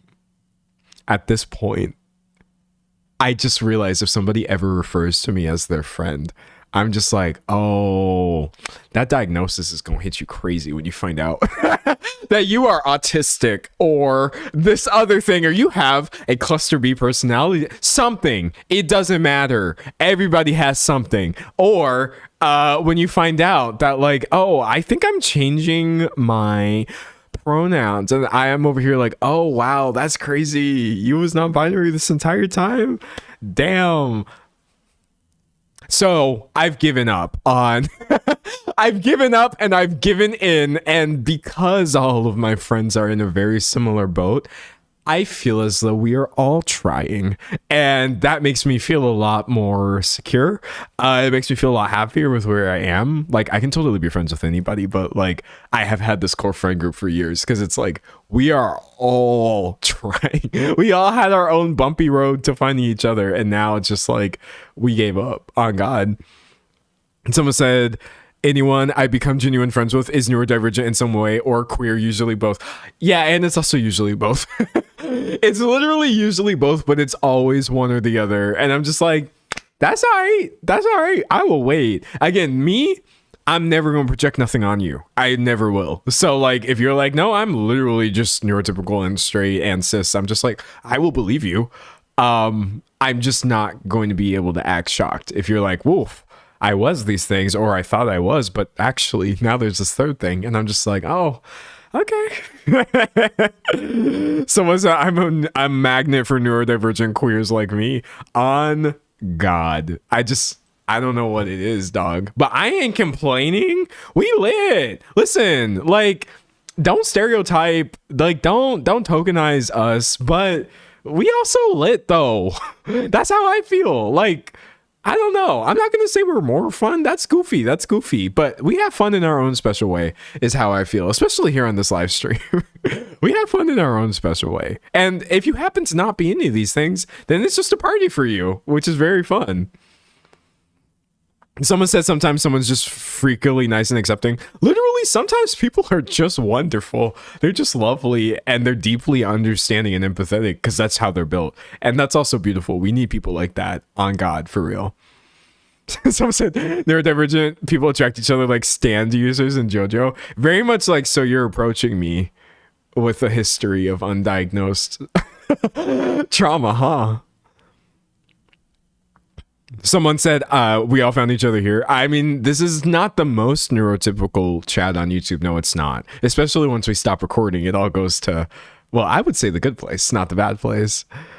Someone said, you sound like my friend, and that's why I love listening to you. She got ADHD. I love her. Good. It sounds like you're a good friend. Be there. Someone said, D'Angelo put up that bright pink background and we flocked here like moths. It's my, like, my flame, and you're all just moths coming here like, oh, I feel like something's going on here. Just wait long enough and you'll find out. You really, really will.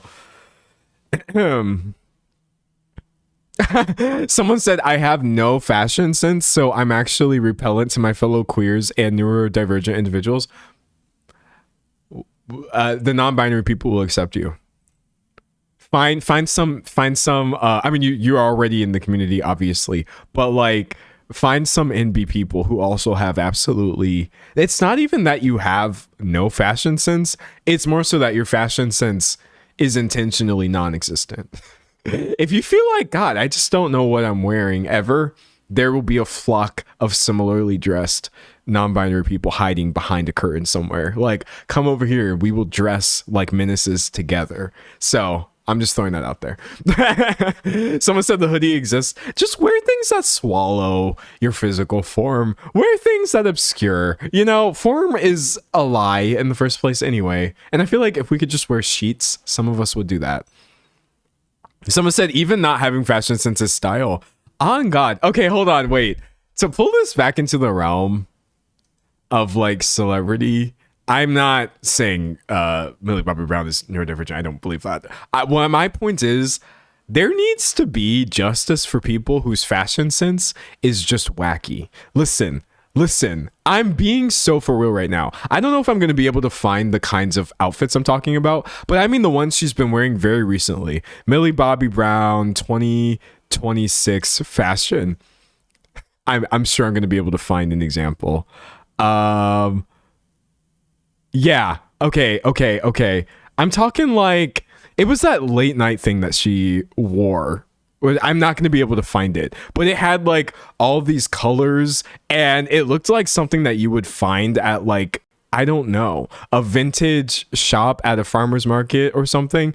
I swear to God, people keep trying to come for like the way Millie Bobby Brown dresses nowadays because she literally just wears whatever. Oh, here's a great example. No, wait, that's not her. I can't find examples of what I'm talking about, but I swear to God, if you've seen celebrity fashion news pop up, you will probably have seen somebody freaking out over one of Millie Bobby Brown's outfits. Here's a good one. She just be wearing whatever, dog. On God. She color theory. Oh, I found it. This is the one. Okay. Yeah. It was a whole thread. About people online talking about like, bro, what is she doing? What is going on here? And I was like, y'all don't get it. Y'all don't understand. And you'll never understand. When clothes just become a vehicle for whimsy, I feel like you have won the game. It no longer is about matchy matchy or this, that, the other. It's more so just like, have fun. Someone said what she ate. She literally ate. This is a good outfit. Okay. I would literally fight somebody. I'm actually spitting right now. I would literally fight anybody tooth and nail. Like, I'm sorry. This is a good outfit. Maybe it's not giving like the red carpet realness that we're used to. Someone said, I hate it, but I don't think it's that bad. I understand because it's very clashy and it's very loud, but I understand the vision. On God, I have friends who they would wear this over like the craziest, I don't know, couture. It's just so funny. Someone said it looks like flowers in resin. Yeah, no, it's great, dog. It's great. Someone says she ate. It's kind of a 2000s vibe. But yeah, all I'm saying is like, we got to let go of our idea of quote unquote good fashion sense anyway. Let's just start wearing things that amuse us or things that we feel like would bring whimsy into our lives. Then we call that good fashion. That's how I feel. I'm so glad I found this because I was like, where is that picture? I sound like an idiot right now. Someone said people throwing fits over Millie, throwing fits, bro. Well, yeah, I mean, this is also part of the larger conversation about how nobody can be normal about this woman. But anyways, justice for Millie Bobby Brown's out there outfits. I want to see more of that, please. Someone said I wish she had done something different with the hair. That's fair. That's totally fair. Someone said bring back the color. Bro, I want colors so bad. There are so many neutrals, as you're pointing out. So much like beige, which is fine. Beige is a nice color. It's kind of hard to look bad in it. And if it's not flattering, you can just find a shade of beige that works for you. So I understand. There's a lot of white. There's a lot of black. But everything is indeed becoming so muted and so quote unquote natural that I get happy when I literally just see jewel tones at this point. I'm like, we're still doing jewel tones in the Big 26? Happy vibes. I get happy when I see anything that is like neon or just kind of bright. That's also why I am a big fan of, I don't know if I'm going to be able to find it. Hold on. Or if it's going to be the same thing where I'm saying this and then no pictures come up and everybody's like, what are you talking about, D'Angelo? Oh, here we go. I'm a Zara Larsson fashion fan. I like the things that Zara Larsson does, especially in 2026, because like she has leaned super heavily into like these crazy bright colors, like literally looking like a brochure for traveling to an island from the 2000s or something is how I would describe Zara Larsson's current fashion sense. Like, just words will never ever be able to describe how happy this makes me that we have famous people who are willing to pull a little color onto the red carpet. Thank you, Zara. He says wearing all black in every single video every day, but that's okay. The all black fits is a me thing. I still want to see y'all doing some other things. Okay. I really do. Reading chat. Someone said Lisa Frank fashion. Dude, Lisa Frank was awesome. I mean, when I was a kid, I hated it, to be clear. Let's see. Yeah, when I was a kid, I'm not gonna lie, Lisa Frank really scared me. It really, really did. And even now, there is certainly an element to this aesthetic that I find absolutely uncanny. Yes, without a doubt. But I just feel as though, as I've gotten older, I have like opened my heart to tackiness so much. And that's it. Now, I tend to like things that are quote unquote tacky. Now, I mean, you're still not going to catch me out here decked out in like a Lisa Frank aesthetic, even though, not gonna lie, I probably would kill it. It's just a little overstimulating for me personally. But yeah, no, I just bring back all of this. Why not? Who cares? It's so over. The age of doing things that they're not doing things because they're cringe, it's dead. Someone said it was my ish as a child. Dog, there was always that one kid who had a Lisa Frank binder. Actually, let me see if I can find the exact ones. I swear to God, it didn't matter what else was true about this kid. Yeah. Everyone was going to be jealous about her Lisa Frank binder. Yeah, you had like the super glittery rainbow ones. You also just had so many ones with horses are the ones that I remember. Yeah. I ain't, as a child, I was a child in the 2000s. I was never in a school environment without a girl with a Lisa Frank binder. There was always one. Always one. It's so good, dog. Someone said I was that kid. Yes, there was always one for sure. Everybody was jealous of that binder. You might lie and make fun of it, but you were jealous. Or maybe you weren't, but I was. I absolutely was. Someone said, what do you mean we all had Lisa Frank binders? You must be young. It was Lisa Frank. It was, do you guys remember the monkey? What's the monkey one? When I was a kid, literally when I was like 5, every 5-year-old girl had the shirt that had like, oh my God, chat, you have to help me.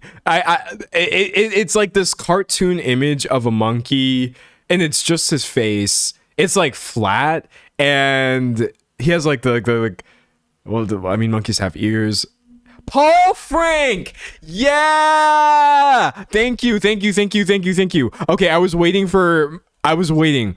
It was the Paul Frank monkey that every single kid had a shirt of when I was a child. Oh my God. I don't think it was even just girls either, but they had Paul Frank for girls, Paul Frank for boys, if I remember correctly. Oh my God. This monkey was literally ubiquitous, like actually everywhere. So yeah, it was Paul Frank and Lisa Frank. What's with all this Frank stuff? And probably a couple other brands that I can't remember. Yeah, it was so good. Someone said, why was I obsessed with Paul Frank for a while? It was not just you. Everybody for some reason had a Paul Frank something, or if you didn't, you knew a kid who did. Like for me, the mark of the 2000s, hands down, y'all know what a raglan shirt is, right? It's like, yeah. The mark of the 2000s is like a white shirt with red raglan sleeves on it and a Paul Frank monkey printed somewhere on the front. In my childhood experience of the 2000s, you will never be able to get more 2000s than that when it comes to what the kids were actually into. It was so real for us. This was the epitome of fashion. I just swear to God, we all wanted to look like this. For some reason. Oh my gosh. Someone said the Troy Bolton shirt. Very much that. Yes. Everybody was obsessed. High School Musical as time progressed, obviously. And then you move into Twilight as you get later into the 2000s. The Hunger Games. I don't know. It's just like my life has been on a track this entire time, from me being born in 1998 all the way to broadcasting live here now at almost 28. It's so good. Someone said you're making my life flash before my eyes. Someone said that and Gloomy Bear. The sports day at my school was filled with these. Yes. The Heelys. Somebody mentioned Heelys. Dog, I swear to God I would have killed someone for these. I misspelled them.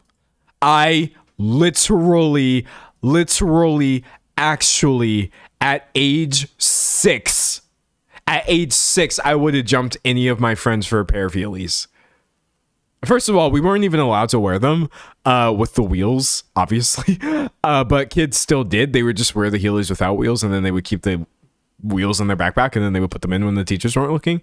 I was so jealous. I was so jealous of the kids who had the Heelys. Oh my God. I didn't even care what pair it was. I would just beg and beg and beg for a pair of Heelys. And I never got them. And I'm kind of glad, because I know I would have busted my lip or something. But like, oh man, the Heelys were everything. I swear to God. Okay, wait, hold on.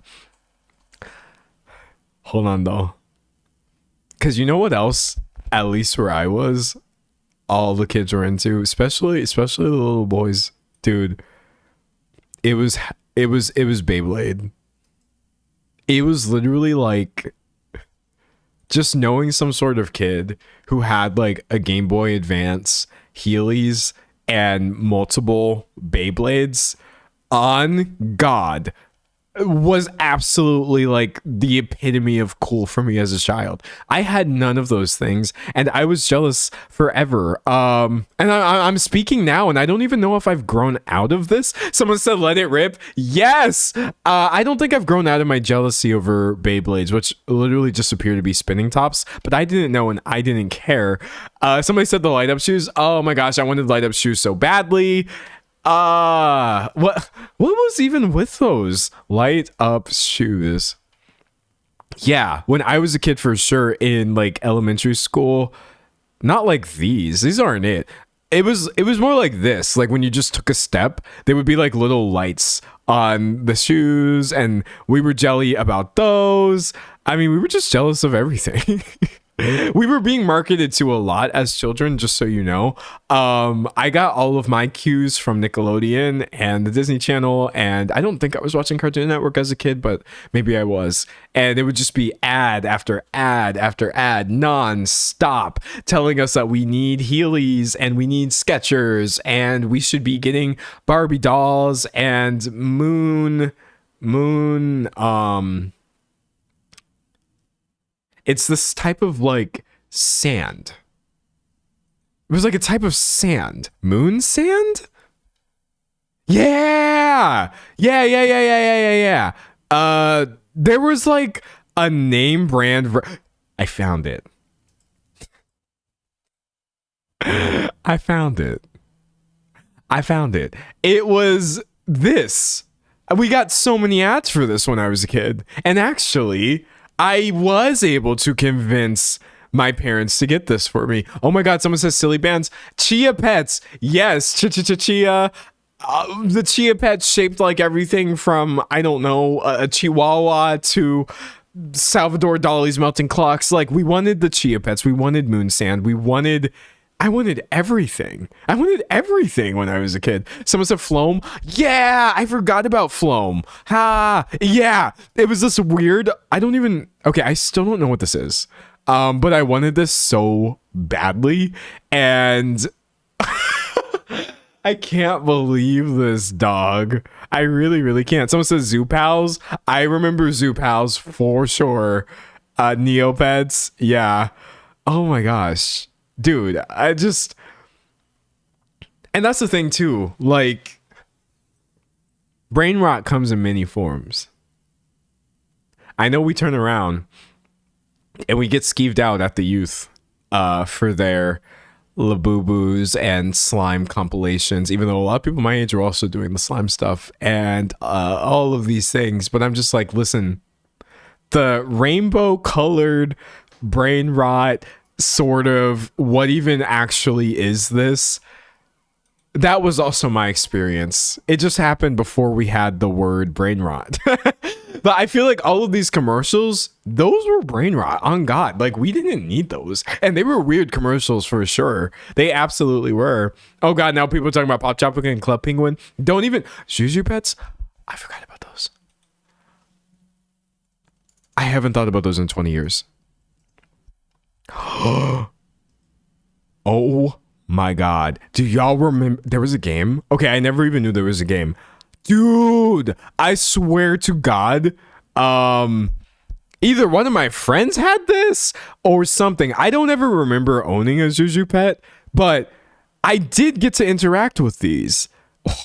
I can't believe that.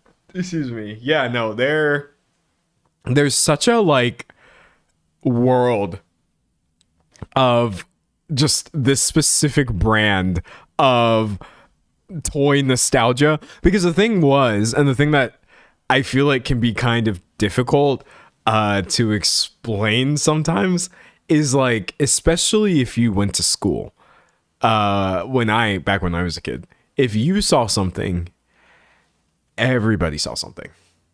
Oh my God, For Real Friends. I remember the For Real Friends.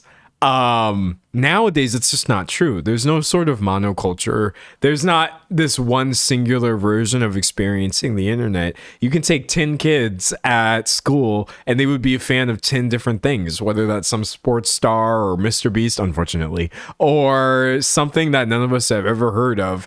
One of the kids will be a Northwest stan. Who really knows? So like, everybody kind of curates their own reality, and yes, you do have these things that can take hold across an entire generation, like Skibbity Toilet and all this other silly stuff, but like, it's a lot rarer. And when I was a kid, almost everything that I was aware of, almost every other kid was aware of. So we all could have recited these commercials from her and all of this stuff. Like, God, we all watch the same movies all the time, and we all watch the same TV shows.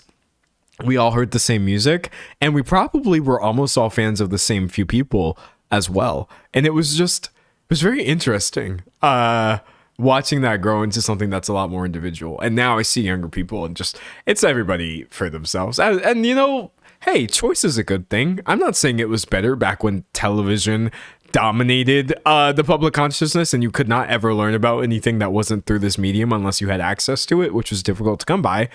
But maybe there's a happy medium, I feel. Littlest Pet Shop. Oh my God, I completely forgot about Littlest Pet Shop. Yes, indeed, dog. Yes, indeed. Someone said you probably didn't watch the Barbie movies, I'm guessing. I've seen a lot of the Barbie movies, actually. And you know what? Low-key, they're kind of good.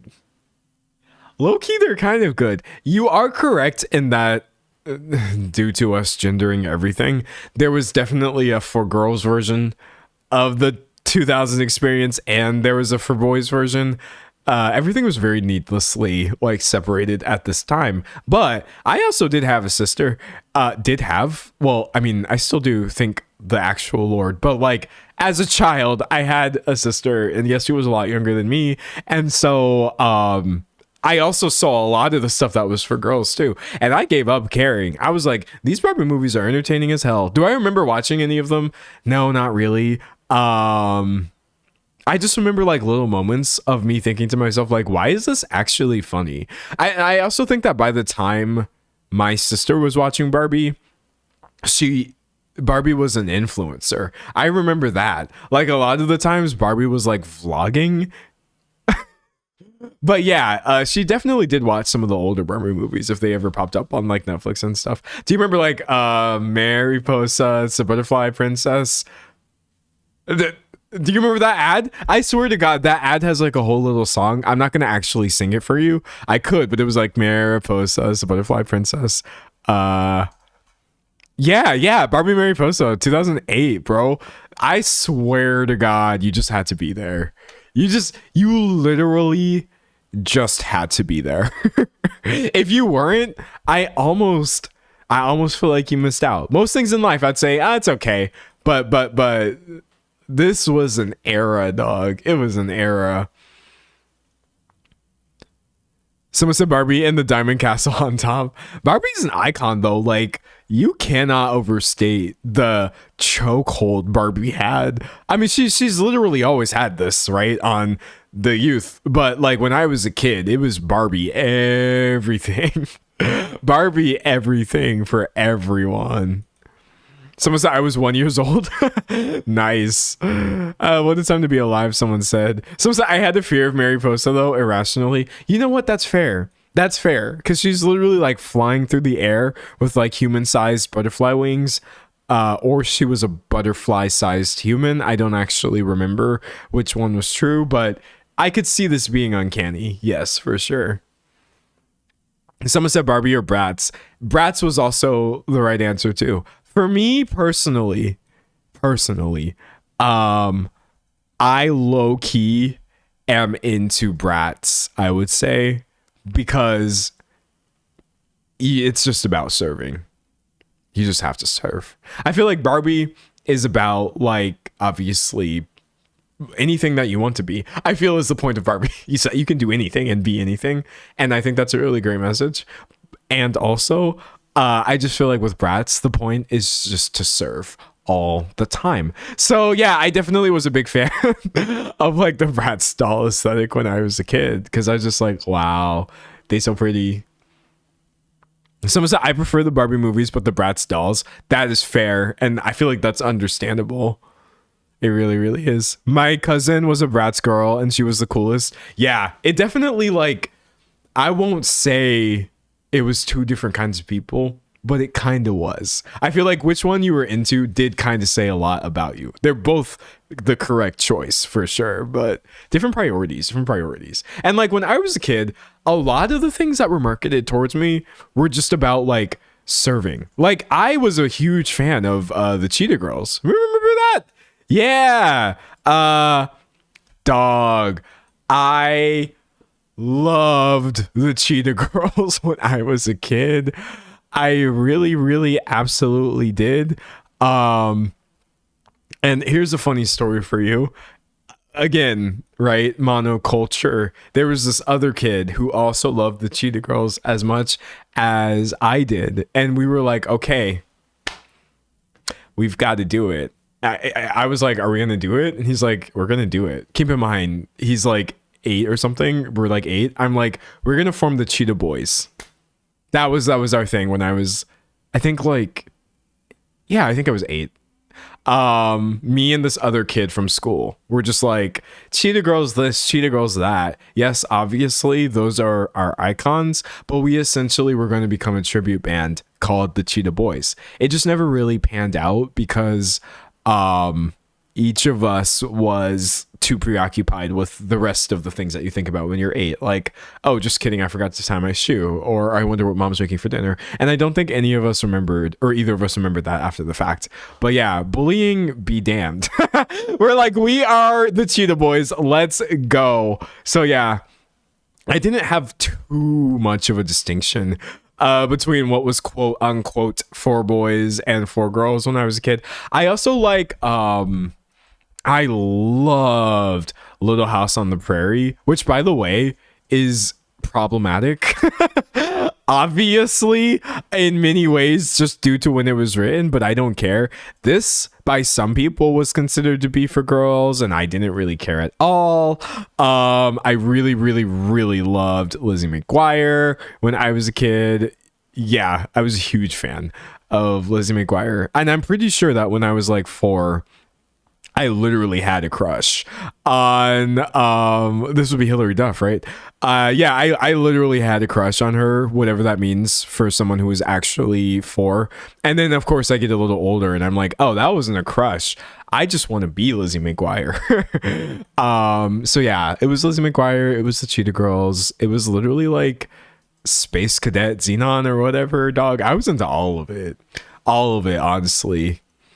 Someone said Lizzie McGuire was the original Bitmoji. Forever Totally Spies girl. I liked Totally Spies when I was a kid too. Yes, I did. Cadet Kelly. Yes. Oh, Anne of Green Gables. I was a huge fan of Anne of Green Gables as well. Because that was like books, and I don't remember if there was something else. I think for me it was mostly the books that I really liked. Yeah. Screw it, dog. For girls? I don't think so. It was for me. So yeah, I loved all of these things. Probably if you asked me as a kid at one point, what are your favorite book series? I'm like, oh, Little House on the Prairie by Laura Ingalls Wilder. I did not care. Your favorite movie, Cheetah Girls? Sure, why not? And I also liked, obviously, like The Devil Wears Prada was fun. I just liked Anne Hathaway in general when I was like a little kid, and so because of that I loved The Princess Diaries. Oh my gosh, literally in my mind, the mind of a 4 or 5-year-old by the time I watched this for the first time. I was 3 when it came out. The perfect movie. I was like, yeah, well, it's not perfect, is it? But it's okay. It's a product of its time. I was like, yes, sign me up. This is fantastic. So yeah, it was all great. It was all great. It was all fantastic. Someone said Enchanted and Ella Enchanted. I liked Ella Enchanted for sure. Oh, Kim Possible? Dog, how could I literally forget? I swear to God. She was just the coolest girl who had ever existed. Like, she doesn't exist. And that's how she's able to achieve that level of cool. When you are like 4, nobody nobody on this earth is cooler than Kim Possible. Of course, as a kid, I thought I was Kim Possible. I was probably more like Ron Stoppable, I'm not gonna lie. But yeah, I loved the heck out of Kim Possible. That was one of my favorite shows. God, it was just ridiculous. Wait a second. I also liked... Oh, yeah. This one was barely even on. But if you didn't watch Jake Long, American Dragon, y'all was not living. I swear to God, this was like the coolest show ever. I don't even remember anything about it. I don't remember what it was about. I know that he had some sort of power, obviously. But yeah, super into Jake Long, American Dragon at one point. It was so good, dog. It was so good. It was just a time. I just unabashedly loved everything. But you know what's really funny though? Without a doubt, there was only ever one show that was my favorite. And this was probably my favorite show from like consciousness all the way up until I was 12. It wasn't Kim Possible, you know, it wasn't these other things. It was, without a doubt, it was just SpongeBob, man. Nothing in this world was funnier to me than SpongeBob SquarePants, the television show. Now, for reasons unbeknownst to me, this show is actually still on.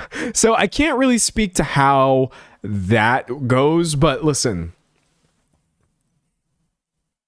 SpongeBob Comforter, actually complete SpongeBob bedding set, white sheets with all over SpongeBob print, put together with a reversible SpongeBob comforter containing 2 scenes from just the show.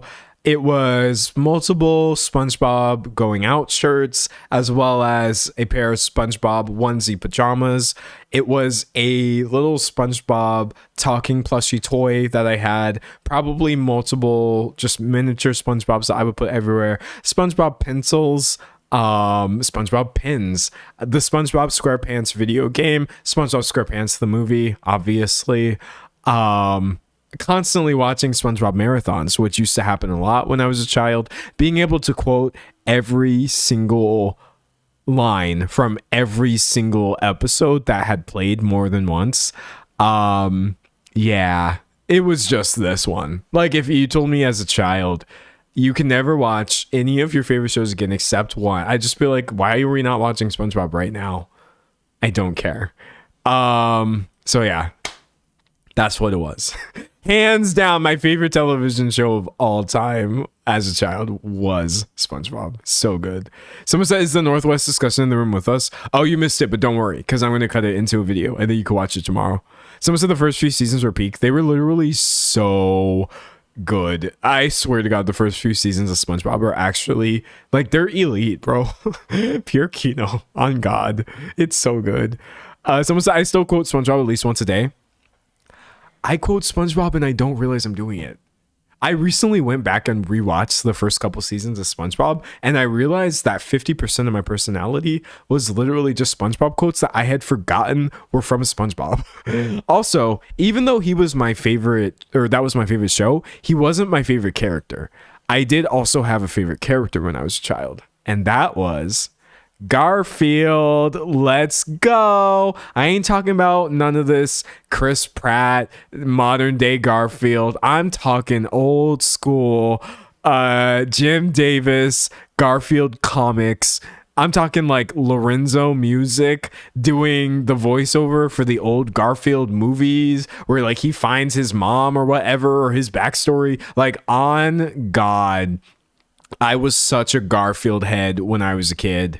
I just said nothing was funnier to me than SpongeBob. Well, that was the television show version. When it came to print, nothing was funnier to me than Garfield. Those two things together were just ruining my entire life, dog. It's the only thing I ever cared about as a kid. God, so good. Someone said I was never into that lasagna eating cat. That's fair, because Garfield is like dry and he's mean, and he's actually kind of like low-key not funny. That's the weirdest thing about Garfield now, where like I think back about him and I'm like, yes, he's iconic, but like he really sucks though. Garfield's awful. He's not even like somebody that I would genuinely believe has a heart of gold.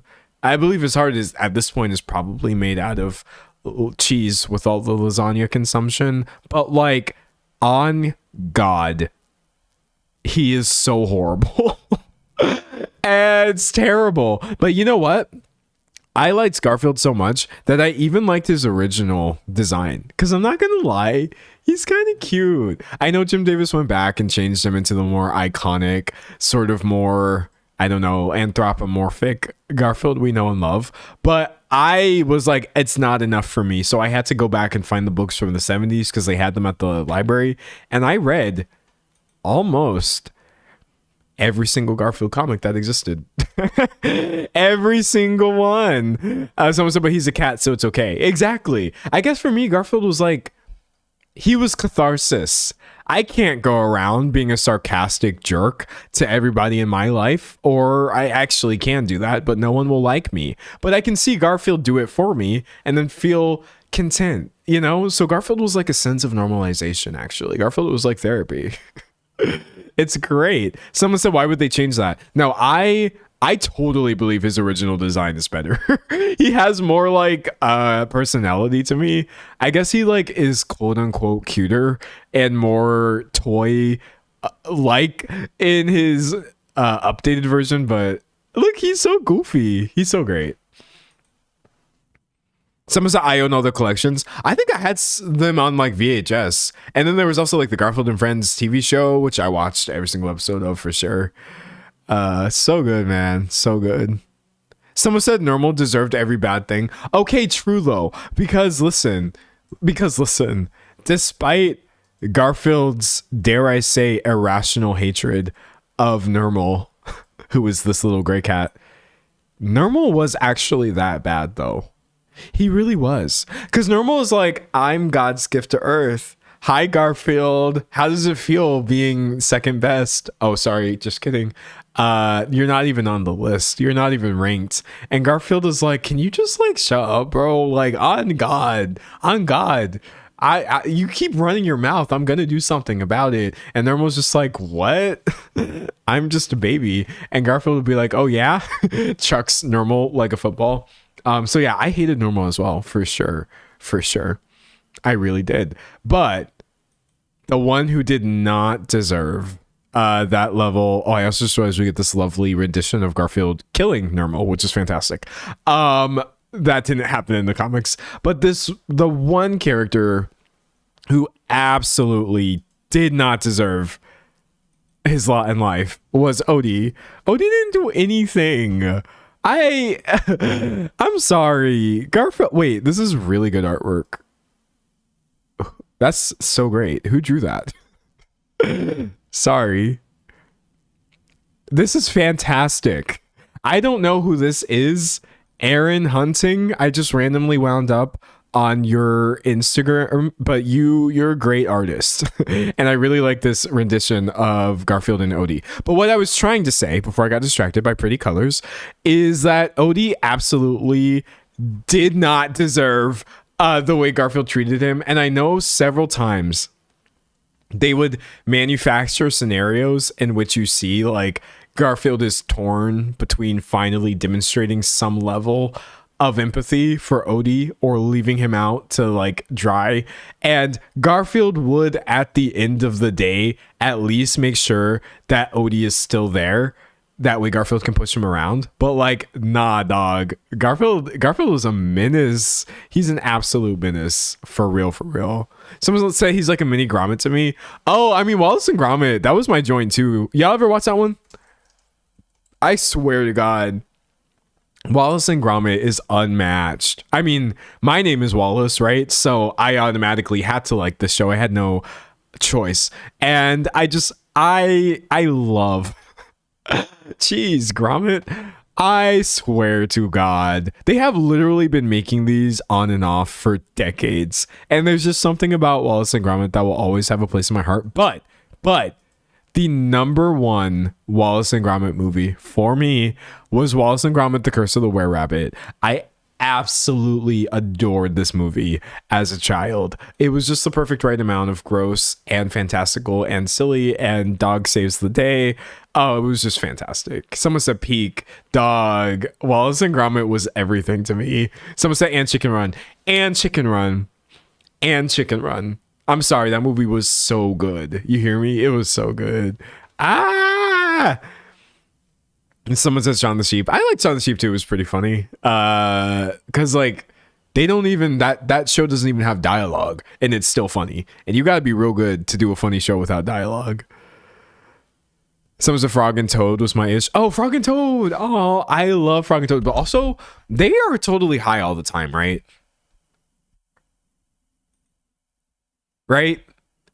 Or because I feel like even when I was a kid, and I didn't know what it meant to be high, in my mind, I kind of just understood these characters. They are constantly baked.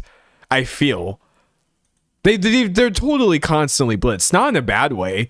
They're just chilled the F out all the time. But like, I swear to God, these are the highest children's book characters that have ever been made mainstream. Someone said the author said Frog and Toad are a couple. I believe that. I really, really do.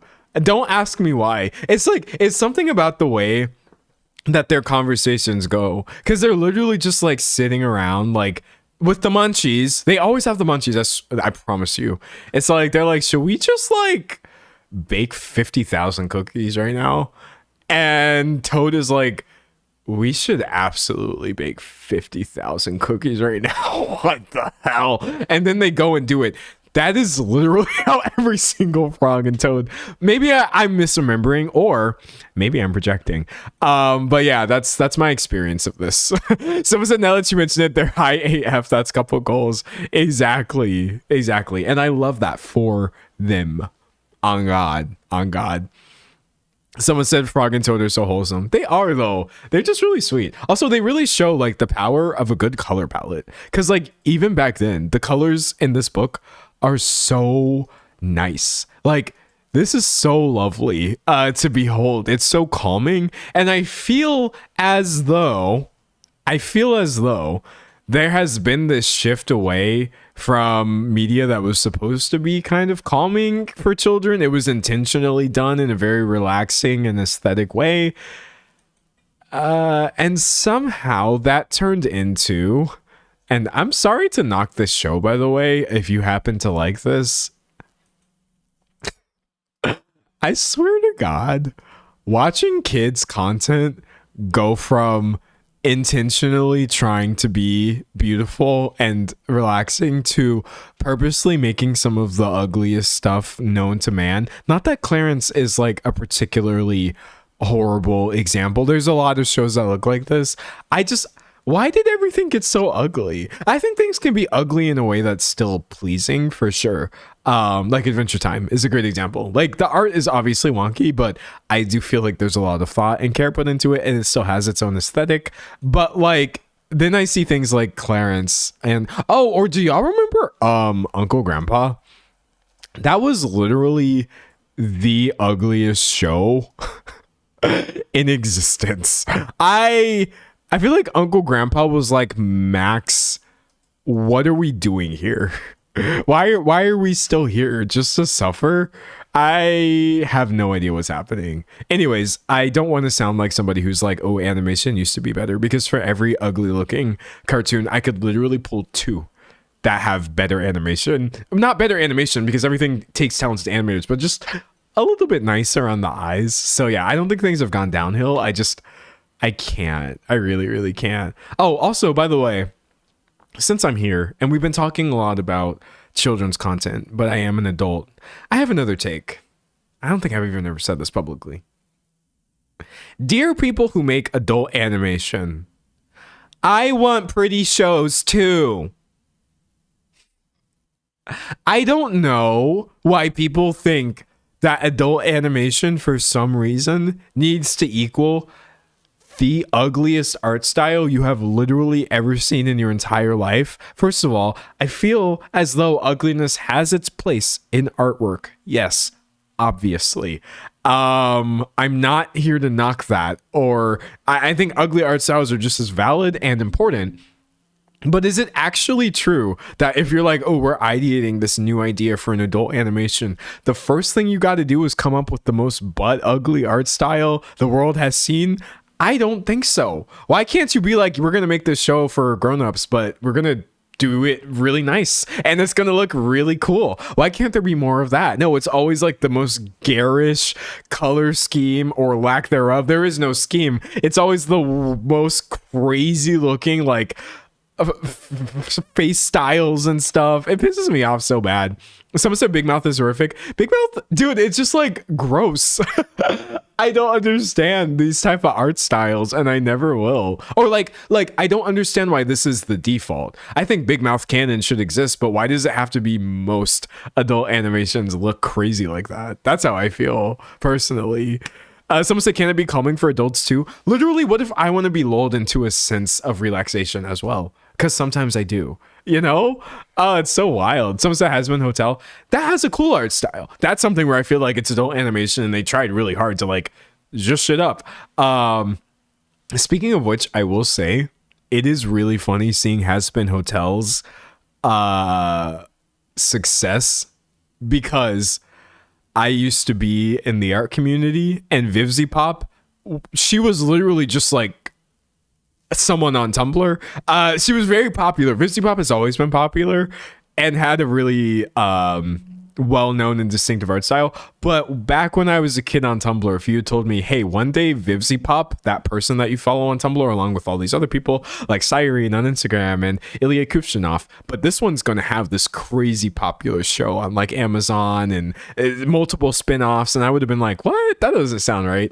The Vivzy Pop blow up is literally crazy as hell, and I'm happy for Vivzy Pop. But anyways, all this to say, because this is somebody who was already an artist and was already putting a lot of work into this art style, even if it's not something that you personally enjoy, it's not like Hazbin Hotel is ugly or looks bad on purpose or whatever. And that's maybe why I will never believe that adult animation actually has to be unappealing. Like, it's just not true. Someone said Siren mention. Dude, I was such a big fan of Siren when I was a kid. I mean, not a kid. I think at this point, I was almost a young adult. But yeah, y'all don't even know what it was like up in the art community following Siren, following like Ilya Kuvshinov, Sakimi-chan. Her art went in a very interesting direction. Like Wall Up and all these people. Maruti Beatsamin? Is that a person, or did I just make that person up? Hold on. I might have made this person up. Oh no, I'm totally correct. Yeah. We would follow her. And then Kini, which I'm really sad about, who actually like passed away at a very young age. Dude, this was awful. This was very, very, very, very sad. But she created some of the most like iconic and pretty images on the internet. It's like literally every other thing she would draw would go viral. And anytime you've ever seen somebody like a picture of a pretty girl with floaty hair on a white background, it probably was in some level inspired by this person. But unfortunately, she just wasn't very well like physically, and she went through like multiple surgeries before unfortunately passing away in 2020. So that was a sad day for everybody, and a very sad day for the art community. I had forgotten about that, but yeah, no, it was just a whole time. It was a whole time. And that's why I'm saying like Vivzy Pop being this popular, I never thought would happen. Because to me, that was just another one of the many people I followed online. Someone said that's so sad with the talent. Yeah, no, but hey, she left behind a lot of really, really dope stuff. One day, if you're ever bored, literally just go to her Instagram and just scroll through this stuff. It's like, dang. And she did all this before anybody released the first AI anything, well, like AI image generation. It also just really sucks too how much AI artwork rips off her stuff specifically. That's terrible.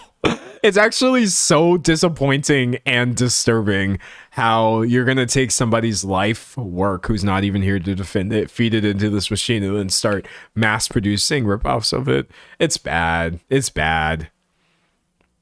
And someone said I cried for 3 days because of her. I was sad as hell. I was very sad. There have been some like I know we talk a lot about like celebrity deaths, obviously, but there is something low-key about influencers passing that I don't think you'll ever be able to explain how sad that is to somebody who wasn't aware of them. Like Etika, that was really sad. And actually it was like pretty bad because he just wasn't well. And so before he passed away, a lot of stuff, he was posting stuff on his channel that was really bad and just very erratic and stuff like that. And I was just really sad about this. And I felt like nobody in my real life knew what was happening. I couldn't tell anybody like, hey, there's this guy online who's popular for Nintendo reactions and he's like missing right now, and people are really concerned because he was doing all of this erratic stuff, and then of course you find the news and stuff like that. I had nobody to actually explain how sad this was. Somebody said rest in peace Christina Grimmie. Yeah, that's what I'm talking about. People who are like, some people know of them, obviously, but most people maybe don't. And it's just like, it's just bad. But yeah, I don't know. I have no idea how the hell I got on such a dark topic. I should literally just be pointing out the positivity of like, yeah, she was a great artist and she had a lot of great stuff. Obviously, is how we should remember these people. Oh my gosh. Yeah, nah, it's a mess. Someone says it sucks with Etika because so many people didn't take it seriously until it was basically too late. Yeah, people really don't know how to deal with like mental health crises when they are presenting themselves publicly. I feel sadly that a lot of times people just will make it worse by playing into this when that's not a helpful thing to do, and it's just not good, honestly. Someone said this is taking a sad turn. I'm so sorry. I'm sorry. I was literally thinking about like, oh my gosh, remember when I used to follow all of these artists online, and now I don't know, things just change a lot, but you just got to keep trucking, honestly. Someone said it's okay. Sometimes life is sad. Yeah, and that's the thing too. I'm not happy for 4 hours at a time all the time. So this is sometimes how my trains of thought go. Some said lots of times. Yeah, sometimes life is sad a lot, actually. But yeah, no. That's okay. That's someone said it's because it's so parasocial, they feel like a friend, yet we're so powerless to help them. That's the thing too, is like, even though I will forever be like, hey, let's stop being parasocial, stop being weird about people's kids, don't ever show up to anybody's house, stop stalking people's family members, this is parasocial and weird, stop calling people names they don't want to be called, you're not these people's friends, etc. I don't think it's true. I will never accept that you have to swing all the way into the other direction, where it's like you can't even care about somebody that you don't know. That's not true. Now, because of the parasocial nature of the internet, yes, obviously that care can still manifest itself in ways that are not helpful or whatever. But like, I did care when I received this sad news. I wasn't being parasocial and I wasn't wrong for being sad. That's how I feel. That was a very real feeling to me. And yeah, we definitely need to be frowning upon parasocial everything when it's like harmful, but like, these are still people. And when people create things that mean something to you, yeah, you're going to care about them. That's just normal to do so. So yeah, I simultaneously feel like people are being too parasocial all the time. And also sometimes we are a little too harsh on this idea of what parasociality means. I don't know. It's really, really tricky. Someone said it's a slippery slope. It very much is. At the end of the day, you do still have to recognize that you don't know people that you don't know. But like, things are created by people, and people do show you some things of themselves online, and judging or like developing, I guess, a relationship to what you are being presented with, I think is a pretty human reaction, honestly. Reading chat. Someone says it's not wrong to feel sad that someone passed away. I mean, even in that context, yeah, that's an extreme version, but like simultaneously, it's not bad to be proud of somebody that you follow for a good reason. You know what I mean? Your fave is dropping an album and you're just like unreasonably excited and you're like, I have no one to talk to about this. Yeah, that's parasocial. I mean, your fave doesn't exactly know that you specifically are ready to stream that album, but like your excitement is a real thing, you know? I don't know. It's just all very tricky. It's very tricky. And obviously, like, I have a completely warped perception of this because I am an influencer and have been for a long time. But I just feel like simultaneously, as somebody who does work hard to enforce boundaries in his own life and doesn't ever want those crossed, I also just feel like a lot of times it's like, are people being parasocial or are they being human? I guess. I don't know. It's tricky. Tricky. Someone said feeling things gets frowned on a bunch. Yeah, it kind of does. Because it's like, I guess if we are literally being completely rational, it's like, okay, yes, you should completely unplug yourself. Celebrities don't care about you. And they can't objectively, because that's not possible with you essentially supporting them from a distance. And you're like just a number or like part of somebody's strategy. Objectively, yeah, I guess from a label's perspective or an agency's perspective, all of these things are true. I just feel like using the arena of public perception and consciousness and engaging with this and bringing into this levels of feeling happy or prideful or sad or excited or whatever is still how we have always interacted with things, you know? Reading chat. Somebody mentioned K-pop. Oh, nah. That's a whole other thing. I mean, everything is a whole other thing, though. People be parasocial about everything. People will literally, I'm not going to be able to find it. Hold on, wait. Let me see if I can find an example of someone being parasocial to the level of like, no way. I think this was a tennis star I'm thinking about. Let me see. I don't know if I'm going to be able to find this. Oh, I did. I absolutely found it. Let's go. Okay. A tennis player. I literally pulled this from a Reddit. A tennis player, Ava Lease, shares the DM she received following her recent loss. So over the course of months, she's getting DM'd by this weirdo. I love you. Coming back a few weeks later, I love you. Coming back a few weeks later, I love you. Posting a picture that she posted on her story talking about, I would do the dirtiest things ever known to mankind to you. And then she loses a game. And this guy's like, you're effing... Well, I shouldn't even read this, right? Serving for set and you've crapped your pants. I hope you die. And she posted this saying, Austin, we have to work on your mood swings. So, like, yes, K-pop fans are bad. And these other people are bad. And yes, individually, maybe some fan bases will be known for being worse than others. But at the end of the day, when you literally have sports fans either oscillating between extreme objectification and sexualization to actually like, I hope you die because you made one mistake, it's getting real parasocial in these streets for everybody. It's why I can't even uniquely be like, oh yes, this one group. Yes, obviously K-pop fans are horrifically parasocial. yeah, duh. But like, oh my god, everybody is just being so weird. I need us to let go of this. It's insane. Insane. Someone said that was a very crazy switch. I just feel like it's like less known that people are like this in all these other places because it doesn't happen in fan spaces. Certain places are just better at creating fandom spaces where this behavior becomes more apparent and easily observable from the outside, but certainly does not mean it's not occurring elsewhere. Somebody mentioned Ollie London. Oh god. Oh no. Someone said the DMs I sent to One Direction when I was 14 to 16.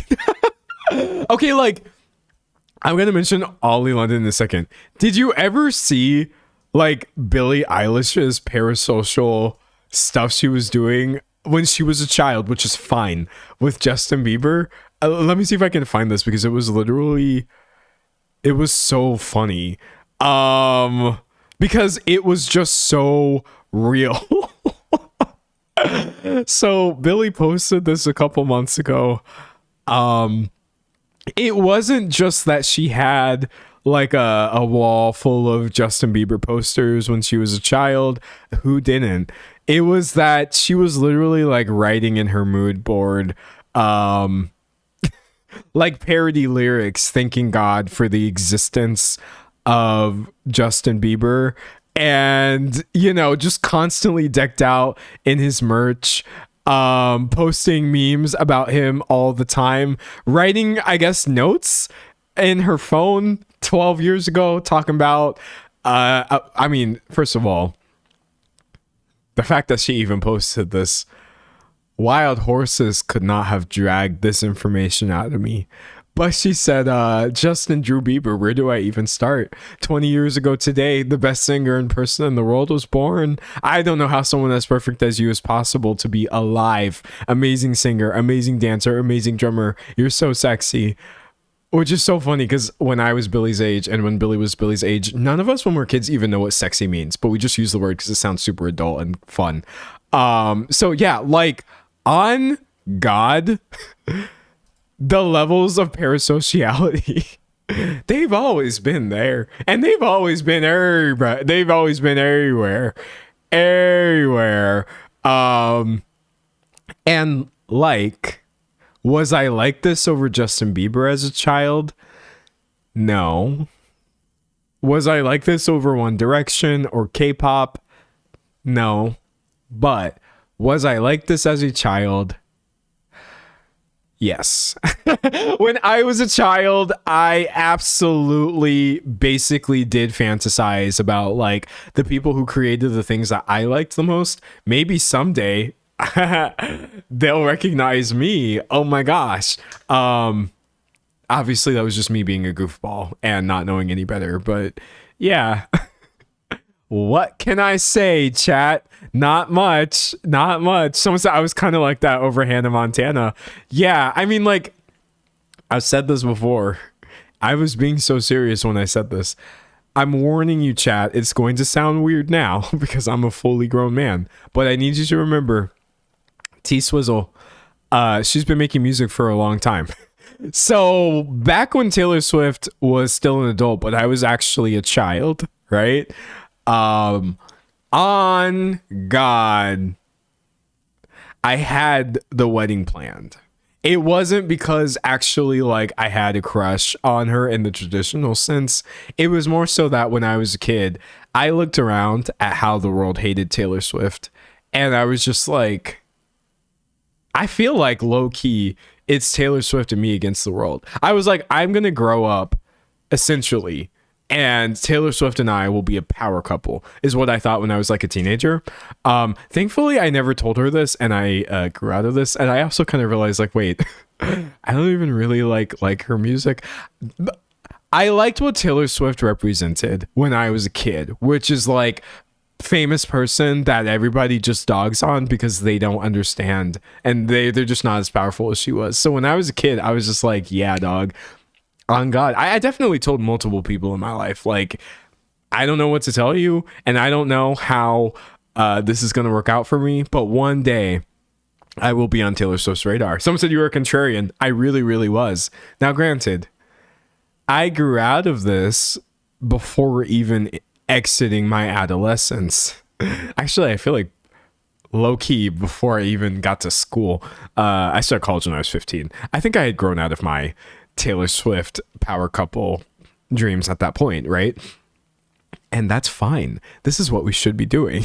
When you are a kid and you have like this wacky, like wildly attached view of a celebrity or whatever, because you're just young, that's fine.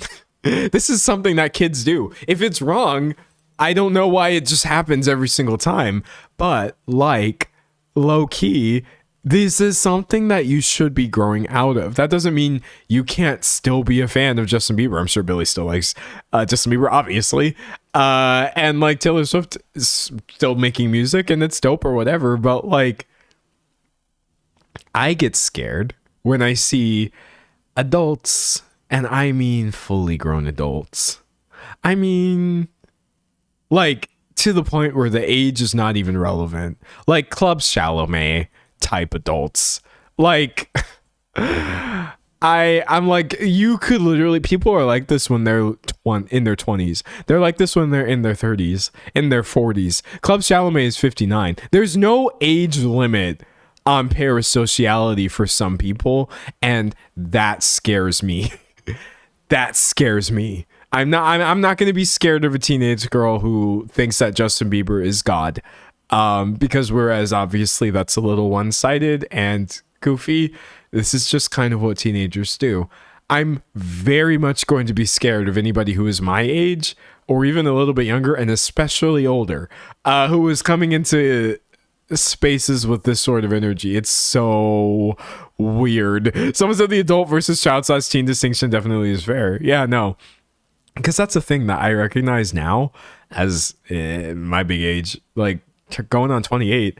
The way I thought that I felt about Taylor Swift when I was a kid wasn't even actually my real feelings. I had just, in the way that young people do, used the idea of Taylor Swift as a substitute for something else that I thought was interesting. And that's basically what a lot of the stan behavior is. For a lot of people, One Direction, yeah, obviously, their music means a lot to them or whatever, but One Direction is also an idea that can mean something to someone who is very young. And that was what they represented for a lot of people. So I just feel like recognizing, obviously, transitioning out of that time period where you think the idea is like 100% real. You can realize that it was real for you, but it doesn't mean that you know people that you don't know. I don't even know what to say. Someone said everyone's weird. I'll never give enough. I mean, everyone is definitely weird, but you do have to draw the lines when it comes to stalking. Club Chalamet falls into that category for sure. Of like, dog, you can't be following celebrities around and, I don't know, like hating on their girlfriends because you're so attached to them. There's plenty of reasons to not rock with the Jenner clan, obviously, but nah, bro. Anyways, someone said there's a 26-year-old online full-on stalking an actor and wears his initials on her neck, acts like she knows him. When she met him at a con, has photos of his child. It's gotten scary. That's the kind of thing of like, that's not, let's not. Anyways, I said I was going to mention Ollie London because somebody had mentioned him. I made a video about Ollie London a very long time ago. Because there was a time period where what this person was known for more than anything was wanting to become, was it Jimin? Was that the one from BTS specifically? Yeah, he was getting plastic surgery because he wanted to look more like Jimin from BTS, which is obviously incredibly odd, obviously doubly bizarre to do as a white person and be like, yeah, I need these plastic surgeries to make me look more like my idol. It's odd for so many reasons. It literally says right here, known for his multiple ethnic plastic surgeries procedures intended to make him look more like Jimin. I would like to say In Jimin's defense, Ollie London never even came close. I feel like it's absolutely, it would be offensive to Jay over here for me to be like, oh yeah, he got these surgeries and now he looks like dude from BTS. No, he looks terrifying. That's what he looks like. Scary as hell. So that never even really happened. Super, super, super weird. But what I think is even stranger is that Ollie London has shifted from that to becoming a conservative influencer. Yes. I don't know that many people know this because they just kind of forgot about him after the plastic surgery, as you probably should. But oh wait, also I just realized, I hope I'm getting okay, it looks like his pronouns are he him from articles I'm pulling. Okay, I don't want to get those things wrong. But yeah, no, like Ollie London is now doing this sort of like detransition. I converted to Christianity type. I do conservative commentary. I used to be, you know, one thing. And now I'm Ollie London TV talking about news, politics, faith, and sports. And yeah, there's actually been, he wrote a book called Gender Madness. Oh, okay. Oh, okay. I didn't even know about the book.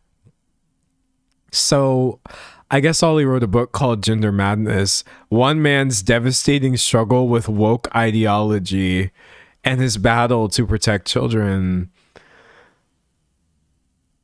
I could not possibly sigh any harder.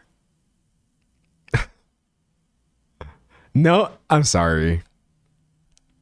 I have so much smoke for so many people. But certainly a large portion of the smoke machine I reserve for queer people who are like, actually, never mind. I was out and I was working towards whatever, but now I'm going to pretend actually that hate was correct.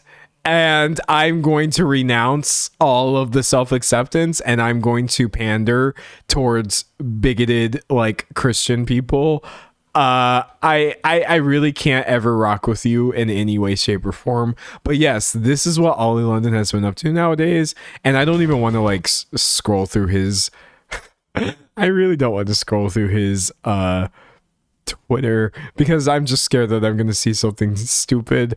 But yeah, he just consistently, oh, look at this. We've got pro JK Rowling stuff over here. Trans activists have meltdown after Queen Camilla meets with JK Rowling and praises the author. And I'm just like, okay. So like the multiple plastic surgeries because you wanted to look like a K-pop star, which by the way, I don't believe that. I had made a video about that years ago, like maybe even 6 years ago. And most people were agreeing like, oh, this is really wild. This is crazy. But actually a couple people in my comments were like, D'Angelo, if I'm being honest, I don't think that this person wants to look like Jimin from BTS at all. I just think this is somebody who is attention seeking using BTS and also is just really into getting multiple plastic surgeries and is combining the two as a form of rage bait that everyone's falling for. And personally, that's how I feel now thinking back about that situation. I don't think he gave a half of a heck about Jimin from BTS because the surgeries never made him look anything like that. And you, weirdly enough, you can get surgery to actually look more like these people if you wanted to. But that's not what he was even doing. So that was fake from the beginning. And then you're going to go ahead and do this like, oh yes, I was exploring my gender and my sexuality or whatever, but actually I changed my mind. And now woke ideology is bad. Yeah, Ollie London sucks, dude. Ollie London is just the worst. And I didn't think he could actually get worse, I think is the craziest thing about that. But he 100% did. So yikes.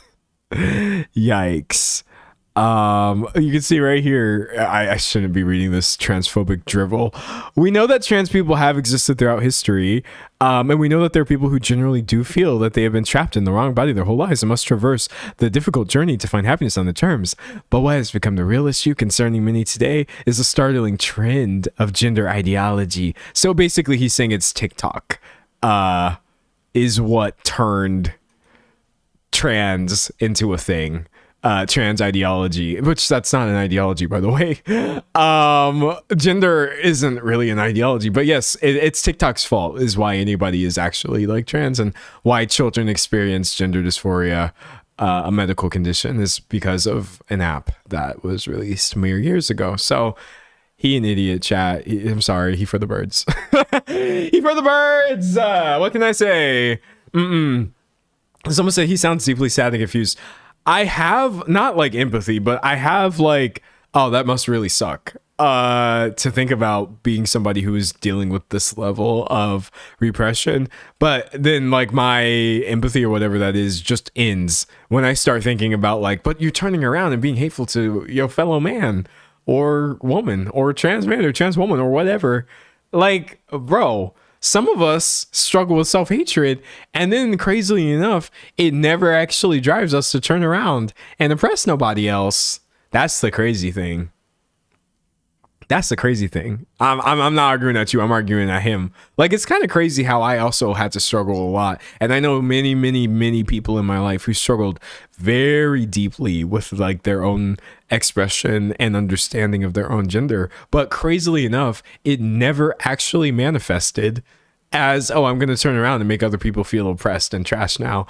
So I just like people like this, I can never feel sorry for. Never, ever, ever, ever. Nah, dog. Someone said they say TikTok as if it's always existed. Literally. Like, do I think TikTok is good in general? No. But like, do I think it's bad because more trans children may now exist? No. That's just silly. Silly as hell. Someone said TikTok is the reason I was born by in 1997. Same. TikTok turned me into a non-binary ace person. I've since birth, actually. In 1998, it was over for me because one day Charlie D'Amelio and a few other people were going to start dancing on the Clock app, and so I was really damned from the beginning. From the very beginning. Someone said even if these feelings are valid and rooted in something, they have to heal. They directly or indirectly exploit that to further a very harmful, transphobic, and disgusting political agenda. Exactly. I want healing for all of us, for sure, and for everybody to feel happy and accepted. But not like that. because this isn't healing. This isn't you feeling better. You're not actually like doing anything. You haven't discovered anything by turning your back on this. I also want to say, like, low key, it is also totally possible, by the way, to like explore some things with your gender, and then realize essentially that maybe you were wrong. Or it's like, it's possible to explore your sexuality and then just be like, oh, I think I got kind of lost, and go back to where you were before. That's very human. I stumbled on a few incorrect labels before I realized what was going on or not going on with me, for sure. But it's just so convenient how when it comes to this specific form of detransition, whatever, it somehow is like, wow, this seems less about you specifically evolving your relationship with your own gender and more about you trying to say that the existence of trans people is a mistake and everybody should detransition. Why is that always your detransition narrative? So it's a no for me. Personally, that's just like, dog, you gotta miss me with that nonsense. But yeah, any individual's actual personal journey, I don't care. You could come to me one day and say, hey, this is who I am. And I'm like, yes. And then you come to me the other day and you'd be like, that was not who I was. And I'd be like, hey, that's okay. But don't make that nobody else's problem. Y'all still whack. Y'all so whack. Someone said 30 years and still exploring here. Exactly. I don't even have anything figured out at 27, and I don't know if I ever will. I would actually low key as a non-binary person, I would be really sad if I ever completely figured out my gender. I feel like that's half the fun for me as an NB, as a they them. Please don't call me a they them, but I like calling myself that because it's funny, even though I don't use those pronouns. I actually revel in the idea that I've given up on trying to figure it out. That's my gender experience. I hope to God that I'm like 70 someday and still confused. You ask me about my gender, I'm like, brother, I do not know.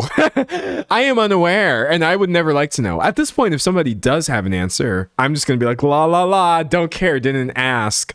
Somebody said, what is gender even? Exactly. That's where I am. So I long to be confused about myself forever because I've sort of accepted it at this point. But like, if that's not your brand of happy, I hope you figure it out too. I myself am just like, yeah, the chaos and the confusion, that turns out that was gender all along. Oh no. But a lot of people, it's more beneficial to finally have like a label that really does work for them and they really can identify this way. Someone said when Facebook first began letting you choose pronouns, mine was it. That's how you know it's over. When you were like, he, she, they, nah, give me a fourth option. Is over, bro. Someone said I would never like to know. I literally feel like at this point I didn't ask about my gender. That's where I am. D'Angelo, what's your I didn't ask. I'm sorry. I'm so sorry. Respectfully, I don't care. That's where I am for myself and my gender. For me, it's just like, brother, could not care less. Actually, it's deeply unimportant to me. I'm so painfully apathetic towards this. Someone said my gender is was/been. Exactly. Maybe it did used to matter to me at some point, but at this point, it's no longer that point. No, it really isn't. Reading chat. Someone said detransitioners are very few, but still need the same basic acceptance and care. Right-wing grifting makes people do evil stuff, though, which is so sad. Yeah, huge difference between the two, and you see exactly what I'm trying to say, for real. Someone said I didn't care about labels until I did some self-discovery, and now I don't care about labels again. That was me, actually. I opened the box, and I was like, I'm going to get to the bottom of this finally. And then I got to the bottom of it, and there was nothing there. Oops. Someone said, what does my gender have to do with me? Literally, how is it my problem? Oh my God, everything I do, it's like a drop down menu and it's like choose your gender, male, female, other, prefer not to say. And I'm literally just like, why are you asking me this? I don't care. This is your problem. That's how I feel. That's just me. That's not how everybody feels. A lot of people are like, bro, it's male. And when I was born in this world, that's not what they told me, but it's male. And they're happy to pick male, or they're like, it's female, or it's other. And I'm just like, I don't know. You can pick for me. I'm so bored. Like, I'm sorry. It's dead. Like, it's jokes, actually. It's actually jokes to me. And someone said I just identify as my name. I know, like, what my gender is D'Angelo, I guess, at the end of the day. But it be like that sometimes when you just an MB, when you just out here. It be like that. But also, you gotta stop talking about this. It's over. June, done. No more gays, no more theys, no more trans people, nothing. You all got to put it back in the box because now the corporations are going to go back to hating us loudly. They were just hating us quietly during the month of June so they could slap rainbow logos on everything, but now it's just back to quiet. Reading chat. Someone said helps with data collection, for example, foster care stuff. Yeah, like I understand why people ask. And like for medical stuff, medically, do I feel that it's beneficial that my doctor is aware of how I respond? Yeah, I'm gonna let them know, obviously. But low key, for me, that's the only context in which it matters. And also, as far as I'm concerned, that's not even my gender. That's like something else that has nothing to do with me, and it's just a medical fact about me that should not really influence anything. But yeah, no, like I get it. Like I understand the vision of binary gender. Like it makes sense. I just don't love it for me. For me, someone said it's Wrath Month. Period. We're moving from Pride to Wrath. Someone said it's Pride Month no matter the day of the year to me. Exactly. I made the same joke with one of my friends. I was like, oh, Pride Month is over. We all got to stop streaming and putting out content on the internet. And he's like, nah, I have a new Pride Month every week on my channel. And I was like, let's go. A new month every week. This is the kind of confusion I strive to cause. Someone said that's not my gender, that's my hardware. See, you understand. Hardware is such a good analogy for someone like me. Low key. That is such a good analogy. Because, like, as far as I'm concerned, let's say two people have the same phone, right? A Google Pixel 9 Pro Fold, which I bought before all of Google's weird AI everything stuff a long time ago. And if you take two people's phones on the outside, they may be fairly identical, but you truthfully never know what level of scary nonsense you're going to get from any one phone. And so, yeah, externally, I might be trapped in the same hardware as a lot of people who have the same device, but the actual dysfunction that I have chosen to surround this device with, that I've immersed it in, no two people's phones are the same. It's really just like, it's the least interesting thing about my phone is the outside of it. That's just a box. And that's low-key how I just feel about myself. I'm just like, all of this is literally like a device. And the actual programs that are running or struggling to run or overheating or whatever, that's where the fun stuff comes in. So I don't really care about the outside. I could have been an iPhone. I could have been a Nokia, an indestructible little flip phone from the 90s, and I would still be the same guy, basically.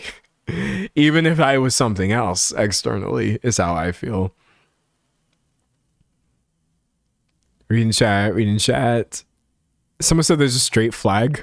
What? No, there's not. There is not a straight flag. I'm not correcting you. I'm just saying if this is real, this should not be real.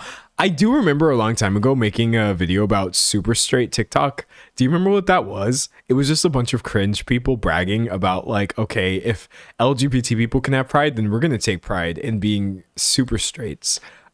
Which basically from their POV was just people who never even interact with queer people in any way.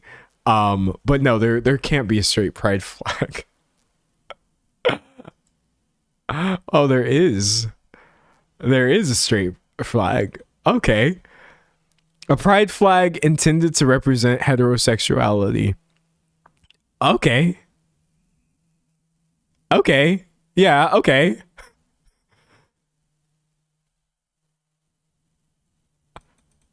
Okay. And sorry, I got stun locked for a second. So y'all, not y'all, because I'm not holding all straight people responsible for this. Y'all are just reveling in having the most boring flag design imaginable. You literally looked at, you were like, okay, we see the lesbian pride flag. We see the trans pride flag. We see, you know, all of these other things. But what we're going to do is just create a flag with no color, no riz, no aura whatsoever. And we're going to have pride in that. That's the straight flag, dog? This is so silly. Anyways, happy for you. It says there's also the straight ally flag, which is intended to represent allyship by straight people within the LGBT community. Although there are many proposed straight flags, none of them have broad consensus. Here is another version. Okay. So I see whoever created this flag views heterosexuality as a spectrum from boring to boring in a different shade. And then there's also the super straight flag, which is, can I say it, chat, without you guys accusing me of having my mind in the gutter? Actually, I'm just going to wait for one of you to say it first, and then I'm going to read it, because it's going to make me feel a little better. But chat, what is this? You guys know what, some of you guys know what this is. Go ahead and say what this color scheme is before I do. Yeah, PH, exactly. Why? Oh. Chat. This is Pornhub. That's what this is. Why is your flag literally just taking the colors from the Pornhub logo and rearranging them? This is so stupid. And I remember talking about that at the time. I had forgotten about this super straight garbage. Thank you guys for saying that.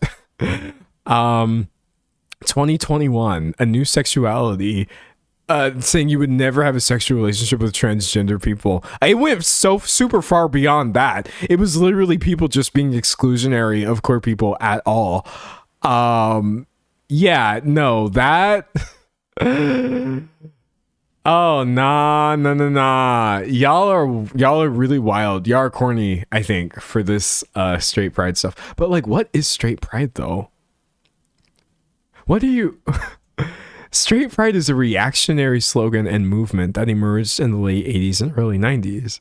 It's been used by some social conservative groups as a political response to gay pride. Okay, and a rebuttal against gay liberation movements. Like, not the Boston Straight Pride Parade. Not attendees at the 2019 Boston Straight Pride Parade. What the helly? Icon often used on straight pride t-shirts and stickers. Okay, you know what is so funny about this? Low key. There's a hell of a lot of queer relationships that look exactly like this. That's the funniest thing about you trying to rigidly reinforce this. I also feel the same way when people start saying there's only two genders. Obviously, as a non-binary person, I have to be like, haha, no. But also, a lot of times you're saying that to people who just want to become one of two genders. Does anybody ever see that? Like, you'll see a trans woman existing, and then people are just like, oh, well, there's only two genders. That's not true. But also, this person you're talking about, she's not trying to be a third option. She's just trying to be one of those two genders you're so obsessed with. So this low-key feels like you're reacting to nothing. Oh my god, this is so stupid, dog. A straight pride sticker on the window of a pickup truck.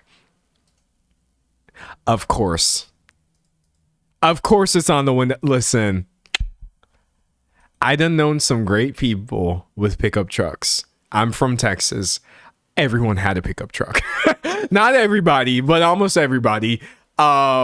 So I know great people who have pickup trucks, but there is a specific brand of large, big body, extended cab, giant tire pickup truck owner that is like the most inconsiderate, insecure, fragile type of person. The exact kind of person that would put a straight pride flag on the back of their window. So like, this is so silly.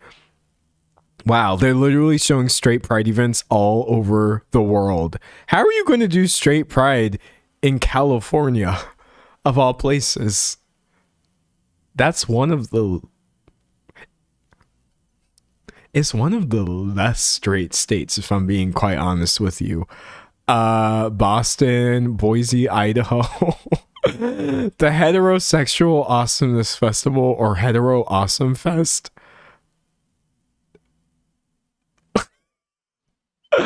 Yeah, I think I have to move on. Listen, if you're straight and you're just happy in yourself and you just love your own sexuality, that's cool.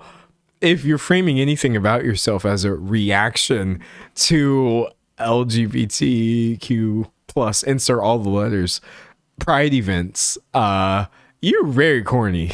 You're just deeply corny on God. Like, damn. That's all I've got. Someone said hetero awesome is such an embarrassing phrase. I'm sorry.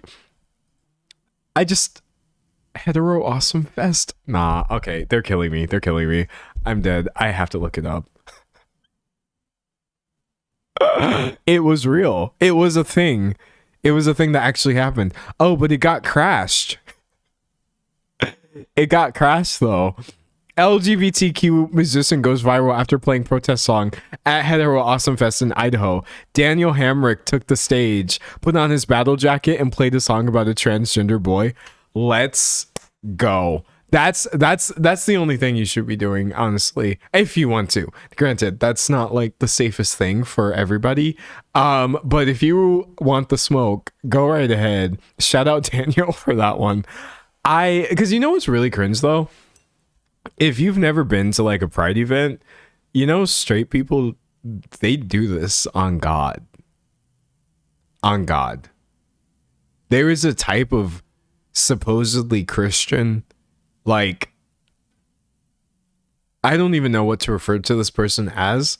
They come to pride events. I literally witnessed this happen.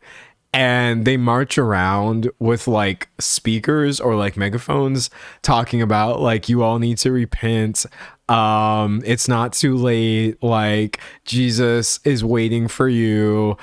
Turn your back and stop living in sin. But everybody is literally like, we're so tired of that you are also going to have people shutting down the counter protest. Like where I was, there was this troop of it was two people. It was one lady in like this, I don't know how to describe the fit. Think Megan Thee Stallion inspired outfit, and it was a dude, kind of a big dude, that was following her around with like a boombox. And anytime these protester Christian people would show up and start megaphoning, these two would show up and she would just start twerking in front of them, like, so that you couldn't really see them. And he would put on the boombox to basically Megan Thee Stallion and drown out all of the Christian protest music. So every single place that these people tried to go and spread the word of hate, in this case, they got out twerked and out streamed by these two people. And I was so proud of them. I was like, this is hilarious. And low key, like, it's so unserious. How could you expect us to react any other way? What do you want us to do? Cry and instantly become Christian? I mean, first of all, a lot of Christian people are already LGBT, and a lot of LGBT people are already Christian. So like, this is stupid. But like, what did you actually think we were gonna do? I loved it. Also, she was like, I did not have that much stamina, so it was basically giving aerobics workout. More power to her. It was hilarious. Reading chat. Someone said that's iconic. Dude, I swear to God, it was iconic. Like, these two didn't even interact with these people. They would just move from step to step. And I think what the Christian weirdos thought was going to happen is that like these people would give up. They were like, probably, bro, she has to get tired. She can't keep dropping like this. Her knees are going to give out, bro. Like, there's her hurt. She never stopped. I'm pretty sure we were there for like, I honestly want to say a couple hours, and she and he had followed them around the entire time. It was flawless. And imagine not leaving, by the way. The weirdos who were there in the first place, like, you see that nobody wants you here. You see that nobody's taking you seriously. It's so important for you to spread nonsense. Like, crazy. Reading chat. Someone said a Bible verse that it looks phony and God doesn't want you spreading the word that way. Yeah, I just like, the Bible does say a lot of things for sure, but weirdly, it doesn't say go to pride events and talk on a loudspeaker about how everyone there is going to hell. I don't know. I missed that memo, I think. Someone said she was stronger than Jesus that day. She was doing what Jesus really wanted her to do, if we're being honest. So it's a plot twist. It was Megan. That does seem like something she would do. Yes. Oh, I'll leave you with this. I haven't mentioned Love Island the entire time. You see me trying to keep my Love Island talks to the end of the stream, right? Bro, Megan showed up on Love Island. It happened a couple days ago. I was dead. I was literally dead. I mean, like, I was dead. I don't know what to say. I guess because like she's apparently done this before, but again, I've never like watched this show. I'm just somebody who's an appreciator of Megan Thee Stallion's everything, really. Like, I like her music and her image and the things that she does. But like, she showed up and I was like, this is literally a fever dream. Imagine it's a dating show and everybody's mad at each other, and then it's like they do like a slow-mo of someone walking up, and I was like, why does this person remind me of Megan Thee Stallion, whoever this is? And then they pan to the front and she's got this like pink Marie Antoinette hair, and she's like, and I'm like, what do you mean Megan Thee Stallion showed up in Love Island? And do you know what she did, low-key? Do you know what she did? She said it very diplomatically and in a way that was very professional, but she said that all of the dudes were trash. That's what she did. That thing that I was ranting about at the end of last stream, where I was telling y'all, like, y'all, these men is misogynist as hell. These are terrible human beings. Megan didn't say that exactly, but she did say that they were being disrespectful and that they did not need to be doing what they were doing. So imagine getting called out by Megan Thee Stallion on national television for essentially being like disrespectful towards women on Love Island. I was like, this is not even real anymore. Like, this sounds like I'm making this up. Someone says she's so real for that. Literally, like, I was glad that she called them out. Not that she had to, but like, I was getting really tired of seemingly no one acknowledging how poorly these guys were moving. It was just a mess, man. An absolute mess. But yeah, shout out Megan Thee Stallion on Love Island. I guess I also could never be in that environment because the dudes all get really cliquey with each other really fast, while simultaneously accusing the women of being cliquey, and I guess they are too, but the dudes just make excuses for everything. And I would literally be there like, bro, you're moving like a baby right now. Like, the emotional immaturity that you're displaying is not attractive. Why would you think that anybody on this island would want that? And all the dudes would hate me. So what I think would probably happen is I would just wind up mostly probably being friends with all of the women contestants, which is the opposite of what you're supposed to do on the show. Because then we would just be friends. It's not Friendship Island, but that's probably what would happen to me if I was on Love Island. Unless you actually found some decent men who are not absolute loser weirdos, please. Reading chat. Someone said I joined just in time for Love Island discussion. I was basically just saying I would never survive the villa, bro. They would be getting rid of me. They would be conspiring to boot me off the island because they're like, all he does is talk trash, bro. And I'm like, well, why have I been given so much to work with?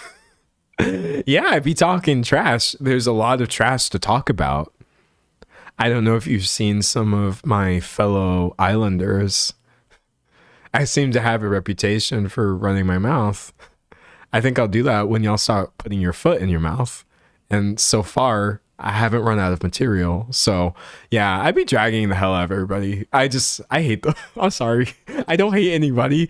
But man, I hate the way those dudes be moving on that show. It's so trash. It's so trash. Anyways, that's all I've got. Someone said you think you would be voting off the island. Maybe I wouldn't. I don't know. I'm not going to go on that show because I still think it's problematic. Also, there's a lot of low key, like, I feel like body image stuff that I'm not even going to talk about. And I wouldn't even want to do the necessary things for me to even be viable for that show. Also, I'm slightly too old. As someone who's 27, I probably only have 1 year left. But if I was to go on there, I would just be like, yeah, ostensibly I'm here looking for love, but also I'm ace as hell. So it don't matter how sexy any of you are. I just want to know, are you down with the program? Like, are you really gonna ride or die when push comes to shove? Because I feel like we're all hot. That's why we're on television. I want to know, like, what's actually underneath. You feel me? And everyone would hate me probably, but I think it would be good TV. I really think it would. Someone said Arrow Ace Island would save the world, I fear. I would watch it. Let's all be friends. And you can still like jump each other's bones if you want. That's something that Arrow Ace people actually do all the time. But I would be good just talking, really. Someone said Love Island friendship is magic.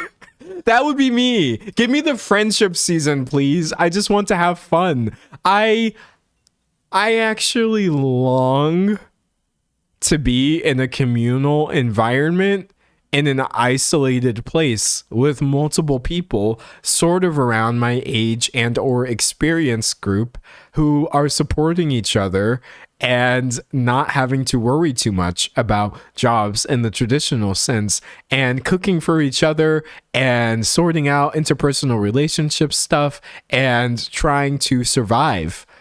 I just don't want it to happen on Love Island where I also have to like be that. I would rather do this in real life, not on TV, but alas, what can I say? What can I say? Someone said Queer Island. Literally, just if you wanted the letters in the Alphabet Mafia, show up to my island. You guys are in actually, I'm kind of sour on the idea of individual people having their own islands, but you get what I'm saying. You really, really do. Someone said, let's create a hippie / self-reliable commune. At the end of the day, I yearn for communal living. That's it. That's what everybody says. Like and all these people, the leftists and the blue hair liberals and the gays and the these and the that's and the everyone's want to ruin the world, but actually, I want to grow mushrooms, bro. I want to grow mushrooms for a living and take care of small creatures, probably. That's it. That's all. Bye. See you next time, everybody. All right. Let's see.